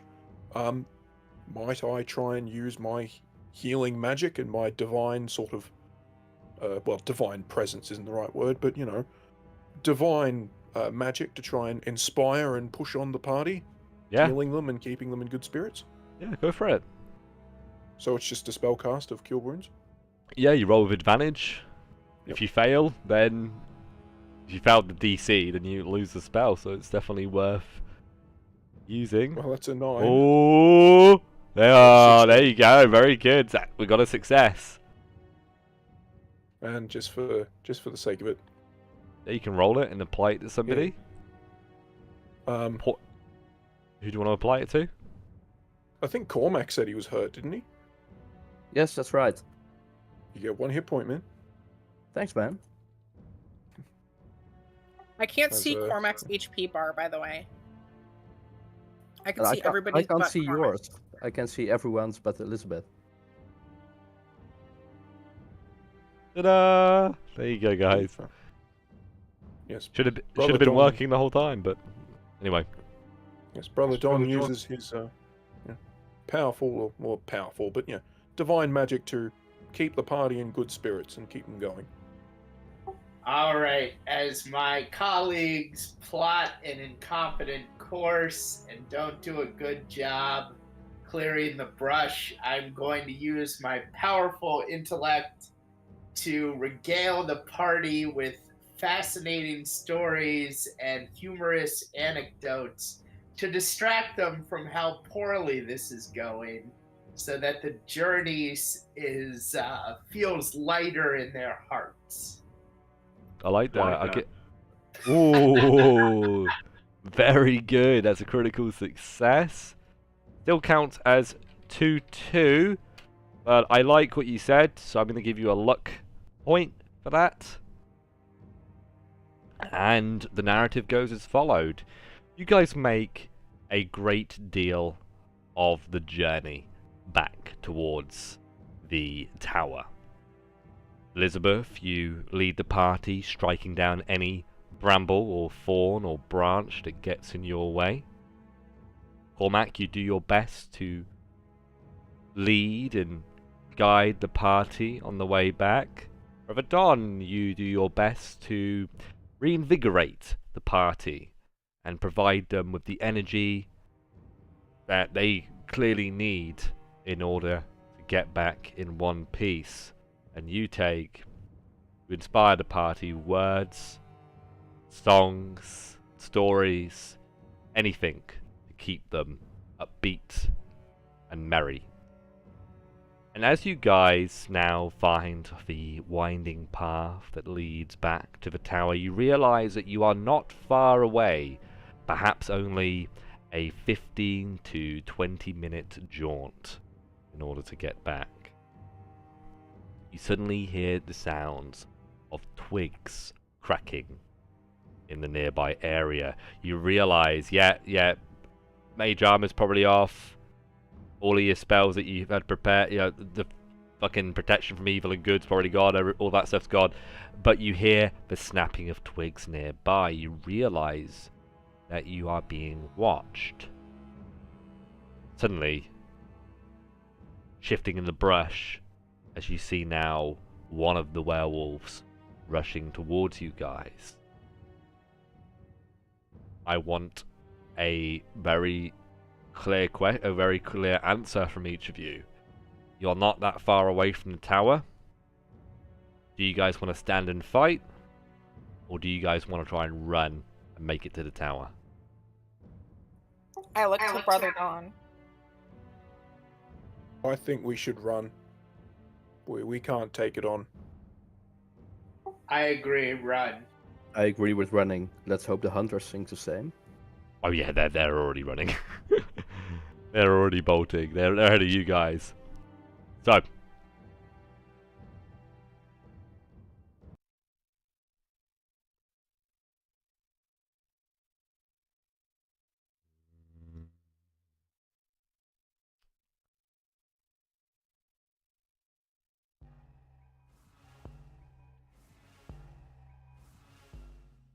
It is the end game, everyone.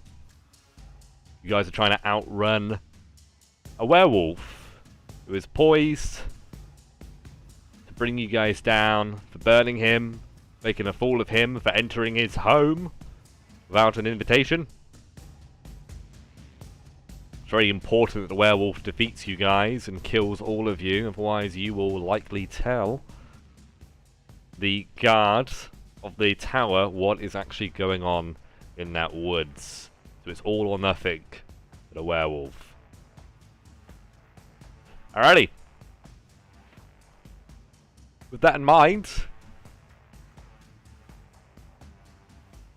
I want you guys to click on your tokens for initiative for me.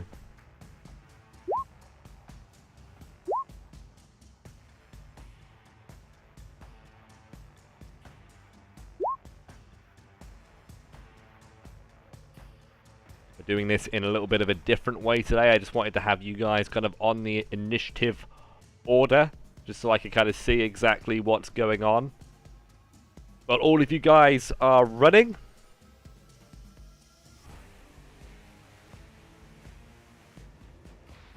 Okay, so he is hunting you guys. Each one of you has a number. A number that represents how far ahead of the creature you guys are. This number is plus 20.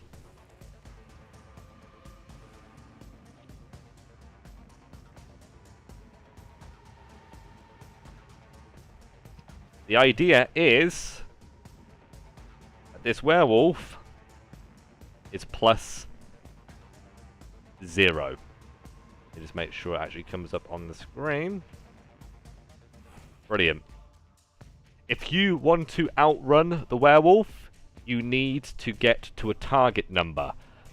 The way you get to the target number is by rolling higher than the werewolf. The difference between your roll and the werewolf's roll determines how far forward you go or how far back you go in, you know, in relation to where the werewolf is. So, for example, if the werewolf rolls a 5 and you roll a 10, that's 5 difference. You move to 25. Does everybody understand? Sounds clear. Yeah. Okay, cool. Good. It's a pretty straightforward system. There's the target number you need to reach is going to be 40. Just a reference, I'll put... Oh god, I don't know what happened there. Let me just drag this onto the screen. Let me delete that one. Add 10. 40. Now we know what we're looking to get to. I'll even add it here.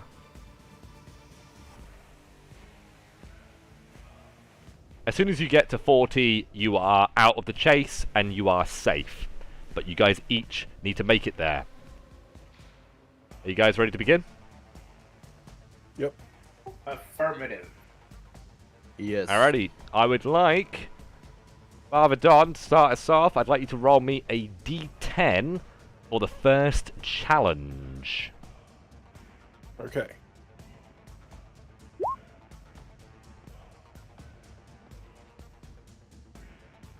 Fine. Fantastic. So with that in mind, a sudden breeze now rushes in as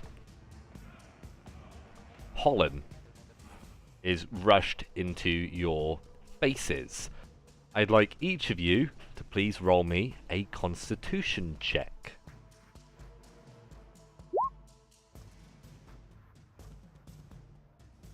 What does he have? He has a +2.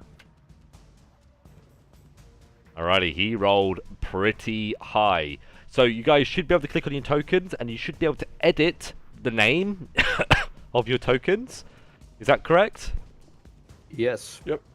And what I'd like you to do is look at what I rolled, and then look what you rolled, figure out what the difference is, and then either add or subtract that from your score. The idea is if you hit +0, the werewolf is able to make an attack against you.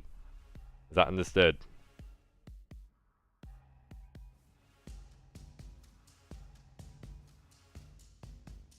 Yeah, subtract that.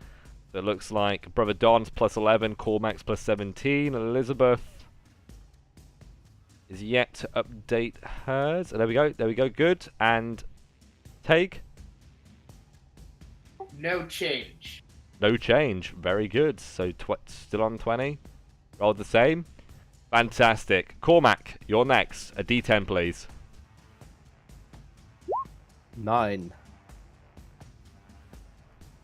Your path takes you near a patch of razor vine. Make a dexterity check. Oh, Brother Don! Brother Don. Let's hope this helps. I'm waiting for the final roll before I roll. There we go, thank you. And the werewolf rolls a 9. Update your scores.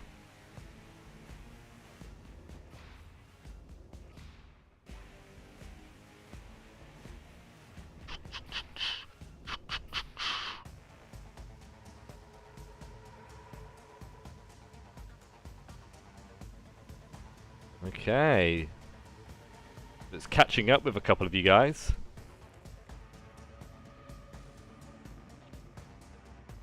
Not by much. Alrighty. I would like Elizabeth to roll the next one, a d10.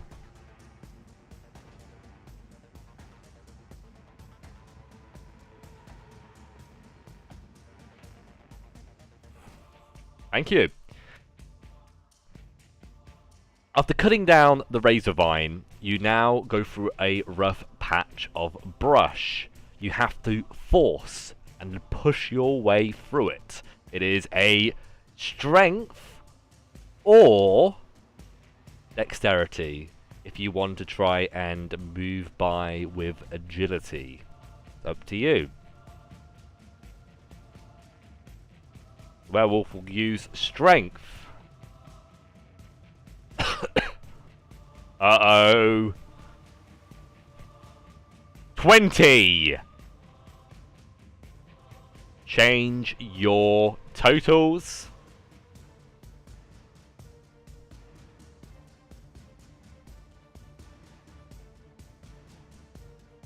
With that in mind, Cormac is now within range as the werewolf goes for an attack. Roll me a block check, please. A DC is 14, Cormac.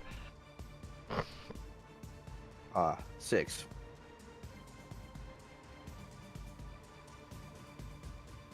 And that's your hit points. As it takes you down. I guess I'm about to be eaten. It begins ripping you apart, but only for a number of seconds before it now looks up, sees that the rest of your company is still running, and now picks up and continues the chase, now going for its next target. But you're bleeding out. You can roll me a d4 plus constitution, and every time I have everybody else roll, you can roll a con save to see if you can roll a nat 20. And if you know what, if you do roll a nat 20, you're out of the chase. You're safe. But at least that's something interesting to consider. But Take, I want you to roll me a d10.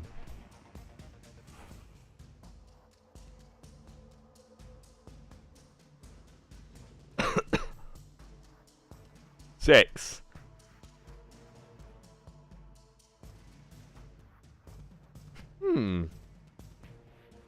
Interesting.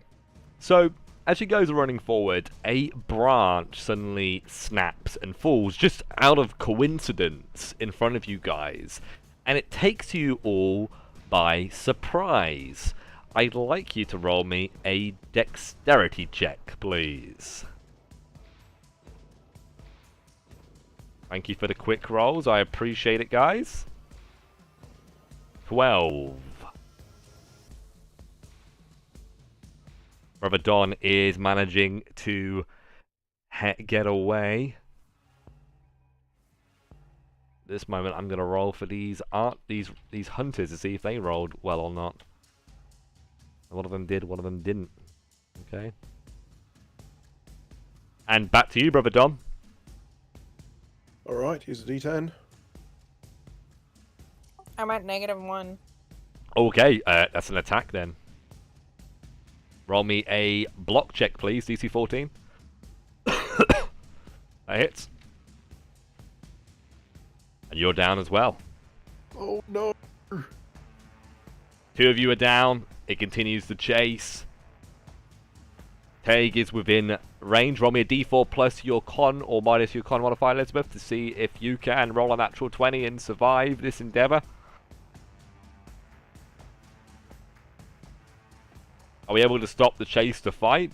Sure, but there is literally no way you can defeat the werewolf without magic or without something else, which you could have asked about. A certain thing that does defeat werewolves. Silver. Anyway.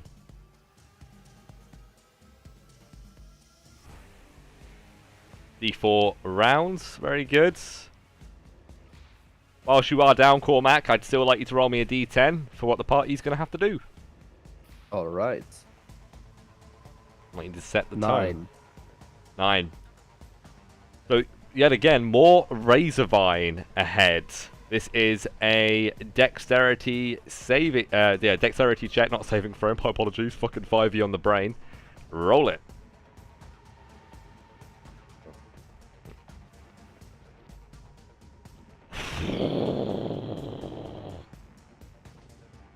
And change your totals. Alright, I'm at negative. Is it a con check or is it a d20? Or... It is a con check, and if you roll a 20 or higher, you become stable. If you roll a natural 20, you kick up with 1 hit point. Actually, I'm not at negative, I'm at 0. I don't know. Yeah, if it's- 0, you're the same as him, so he can target you. Roll me a block check, DC 14. Tag. If he hits you, you're down.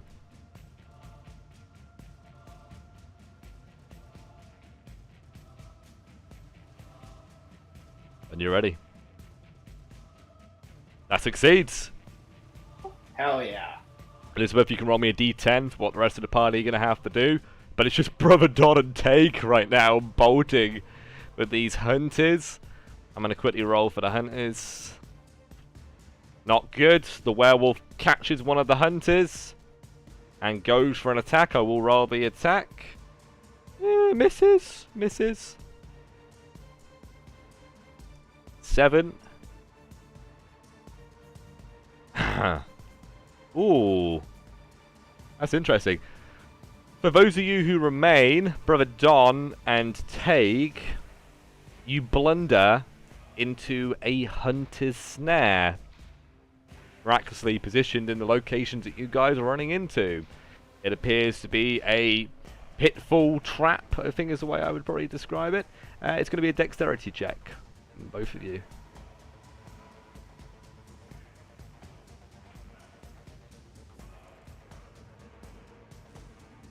Nine. Alrighty. There's a sense of attrition building up. People are getting tired. The werewolves getting tired. The werewolves killed quite a few of you, and you now are approaching the tower off in the distance. All you guys need to do is survive 3 more rounds. And if you can survive that and avoid the werewolves' attacks, you will be free. Following the pit trap, I think he gets another swat at me. Roll me a block check, please. I'm down.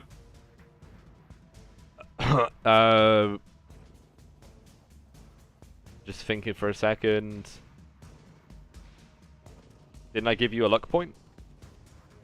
Oh, yes. Yeah, thank God. Okay, thanks for remembering that. 1 second here.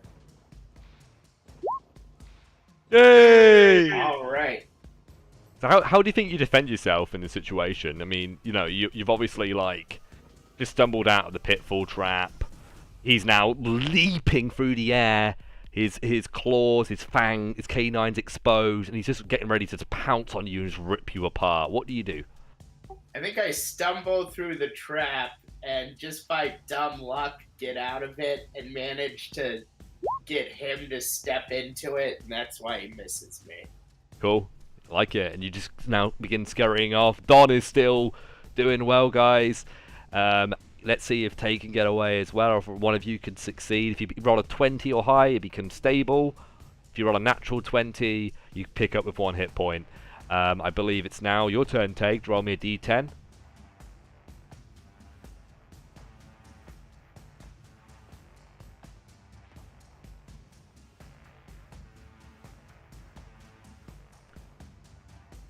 Ooh, okay, this is interesting. So there's now a stream ahead. There's a water source blocking your way.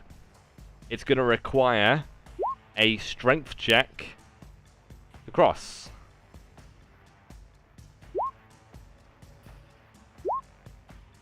Oh, guys! What's that? Well, the wolf could still roll well. Let's not get ahead of ourselves. Oh. Okay. Alright, that is a big difference. That is, what, 16 for Tag? 13 for Brother Don? Yeah. And I believe Cormac has unfortunately passed away. dead by the werewolf's lethal attacks. Elizabeth only has one round sorry. remaining. I did my best. You did. There was nothing that could be done. Roll for these guys. Not good. Werewolf just kills one of the hunters. The other hunter is still running. Alrighty. Just remind me, how many of the remaining challenges have we done so far? I think there's 2 left. There's 2 left. Okay, thank you. I was unsure if it was 2 or 3. 2. Fantastic. And it's over to you, Brother Don.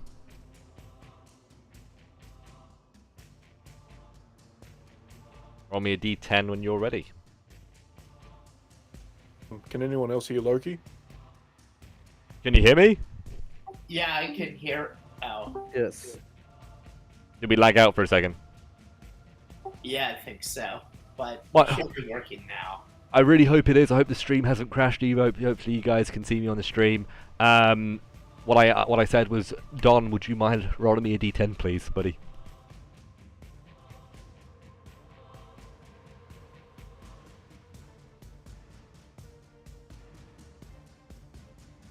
Am I the only one that Loki's coming through all robot-y with? Ugh. I hear Loki fine.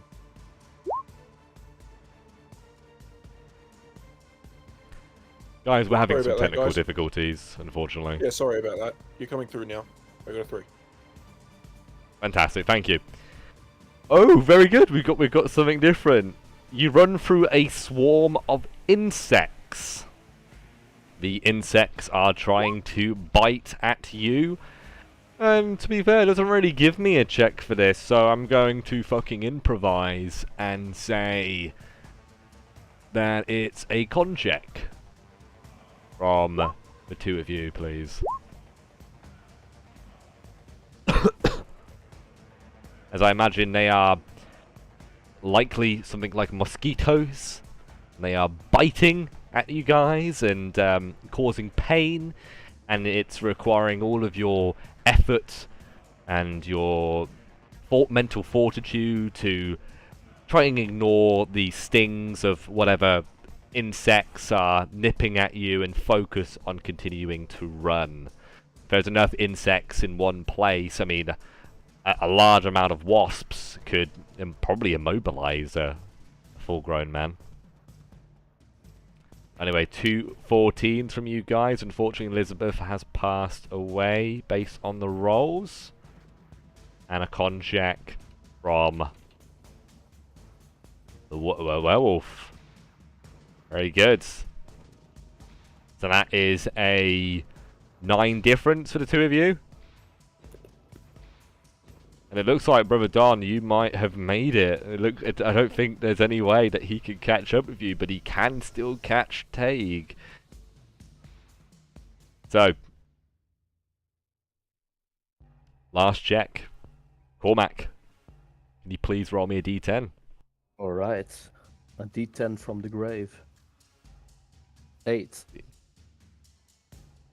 And as you now approach the edge of town, you are caught in a stampede of spooked animals. It appears to be the remaining boar from earlier. This is, very simply, guys, a dexterity check to move out of the way of the boar before they knock you down. Yeah, a little bit of karma, a little bit of karma. And with that in mind, you both manage to escape and rush back to the tower, to the men who immediately greet you with weapons drawn, seeing the commotion as the werewolf now stops, steps back and slinks back into the woods. Out of the 3 men of the forest that came with you, one of them has managed to make it back to civilization. And out of the 4 of you, 2 of you made it back.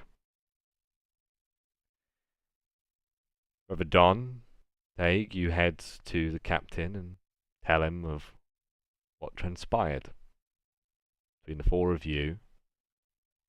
a werewolf, maybe two, in the woods. The captain is, as rightfully so, quite unnerved by what you have said. And reluctantly thanks you for your duty. Whilst you did not succeed in bringing back all of the men, you did bring back one of them, and the information that you have given is worth something. The two of you split 75 gold pieces between you. Which, for sake of purpose, let's get it down to the fucking decimal point, because we love that. 5 divided by 2. 37.5. 37 gold pieces and 5 silver pieces. Each of you, to the two of you. It's immediate that the captain orders his men to double the watch, and he now begins to put together a force of men to go back out into that woods and bring down those werewolves once and for all. You have the opportunity to both volunteer, if you wish, for the reward of defeating these werewolves could be far greater if it is achieved. What do you guys want to do? Brother Don will do it, not for the gold, but for vengeance. Tag will do it for the gold. Fair enough. Terrific. Alrighty, with that in mind, guys, 2 of our players died. It doesn't feel very sensible to continue without them. So I think we will end things right there for this one shot. My oh my, how you guys died. But congratulations to the 2 of you who survived that encounter. I've got to say this, guys, that combat encounter you did start off with, you guys played that very well. Well done. That was very interesting. That was very Shadowdark of you guys.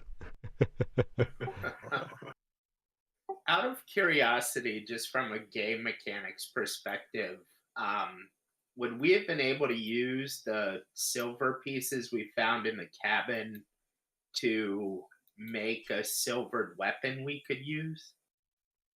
So there was actually a couple of things that could have been done. So in the building, there was, if you had actually searched the drawers and searched the building, you would have found a silver cross. If you had brandished that in front of the werewolves, it would have basically done a similar effect to the fire thing that we were talking about earlier. There was also a silver dagger in one of the drawers too. That would have been perfect for Don, the cross. Oh, why didn't I? Okay. So those were 2 options straight away. There was also a couple of opportunities whilst you were in the woods to find herbs, and one of the herbs you could have found would have been wolfsbane. And if you had found that, then you would have been able to use that and apply that to your weapons, and that would have allowed you to deal some damage.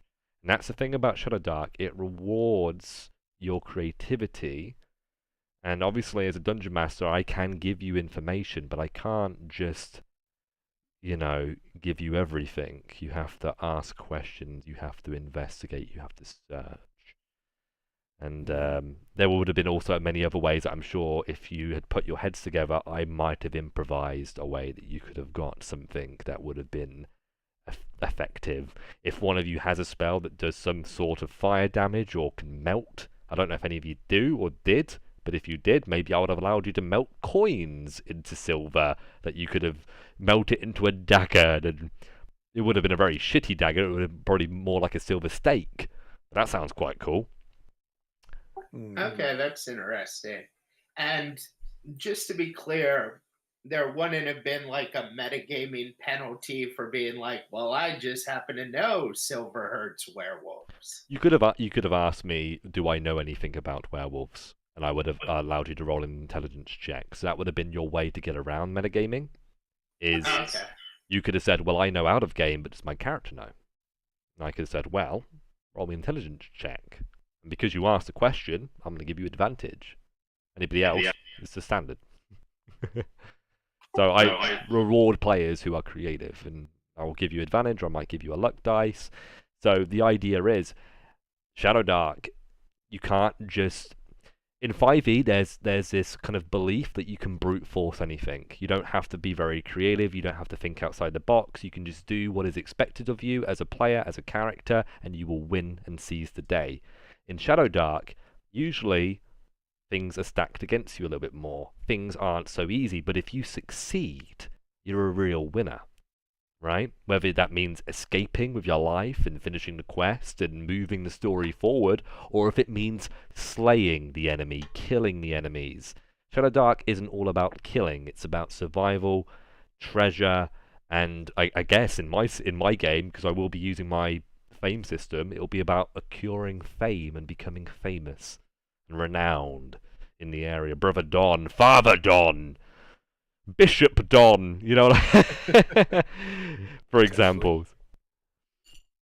So that is what I would say. And obviously, maybe I could have said this stuff in advance, but it is a learning curve.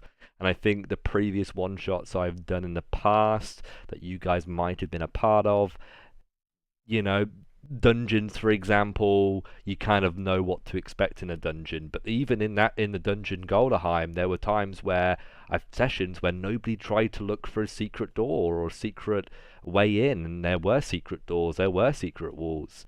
So asking questions is all you can really do, and that's why I kept going to each person in every scene saying, do you want to do something? And you were like, no, not really, I'm going to end my turn. Well, if you had asked me if there's any herbs nearby, yeah, maybe you would have found something, as an example. Yeah, that's a good point. I thought this was really good. It was more unique than any other Shadowdark experience I've had. This is the first Shadowdark game I played that wasn't a dungeon crawl. Yeah, it was really nice to play Shadowdark in the woods, in the wild, in something that isn't directly a dungeon. I mean, it's made for dungeons, but it's fun to have a different environment for once, and it made me really look forward to the campaign. Yeah, somebody put in the chat, somebody called World Bigfoot Radio, if you have a silver coin and a sling, you can do damage to a werewolf with it. Yeah, I'd probably rule for that. If you sling the silver coin at a werewolf, you might do a point of bludgeoning damage. I don't think it'd be a lot though. Yeah, it'd be a point of damage. The thing is with this system, guys, and this is a very interesting point, is that if you had got the werewolf down to half hit points, I would have started rolling morale checks for the werewolf. And if you had succeeded, or if it had failed its morale check, it would have fled. And in that instance, it would very unlikely come back. So all you kind of needed to do was really injure it, and that is the case in Shadowdark, because there will be instances where you are fighting against more enemies than you would think would be reasonable for your level. Like, you might be a group of level 2s, and you might be fighting against 10 goblins, for example. That's pretty hard, right? But if you kill their leader, right, if you kill the leader of the goblin pack, all the other goblins immediately got to roll a morale check because their leader's dead, right? It's much more realistic, immersive. Things make more sense, right? So these are things to always consider when playing this system. I'm not going to spoon feed you, but I will give you as much passive information as I can using, the basis of like passive perception. It's not really a thing in Shadowdark, but it's the premise of stuff that you can do, see, hear, feel without having to roll any checks, But yeah, guys, thank you very much. Hopefully those of you who are still watching or have watched this far and are hearing what I'm saying understand a bit more about the premise of Shadowdark and how it works. It's really, really fun when you start thinking more creatively. You can probably see today I was mainly rewarding inspiration luck for people who were role-playing and people who were being creative with their descriptions and the things that they were doing. This game is all about trying to get you guys out of your comfort zone, get you guys to be creative, and come up with ways to win. Win or die, really. So yeah, thank you very much. For those of you who have watched this episode, if you want to join the campaign, we are going to be starting the official campaign next week. A couple of the people who are here will definitely be players, but if you would like to join, you're very welcome to join our Discord and check out the posts that I've made for the game. We have both full-time slots and part-time slots, so we have people who can just come in and play and have a bit of a laugh, but then we have consistent players who play every week, who have that reoccurring story, who can build up these legendary characters that battle the tides of evil. And I just want you guys to be aware the campaign that I'm planning is very, very cool. I've got a very interesting storyline. I do apologize in advance. It is more necromancy, undead stuff. I'm just fucking in love with necromancy. Thank God I said necromancy and not something else. But I love just the undead theme. So it's going to be a very like light versus dark, good versus evil campaign. It's really an opportunity for you to play your paladin-esque characters, knightly warriors, the lords and ladies, stuff like that. Really opportunity to make a name for yourselves as your characters. It's going to be very, very cool. But anyway, thank you very much for watching, everybody. I'll see you guys next time on Loki's Lair. Until then. Sounds great. Thank you. Everybody say goodbye. Come on, guys. Bye. Bye. Thank you, Loki. Thanks for watching.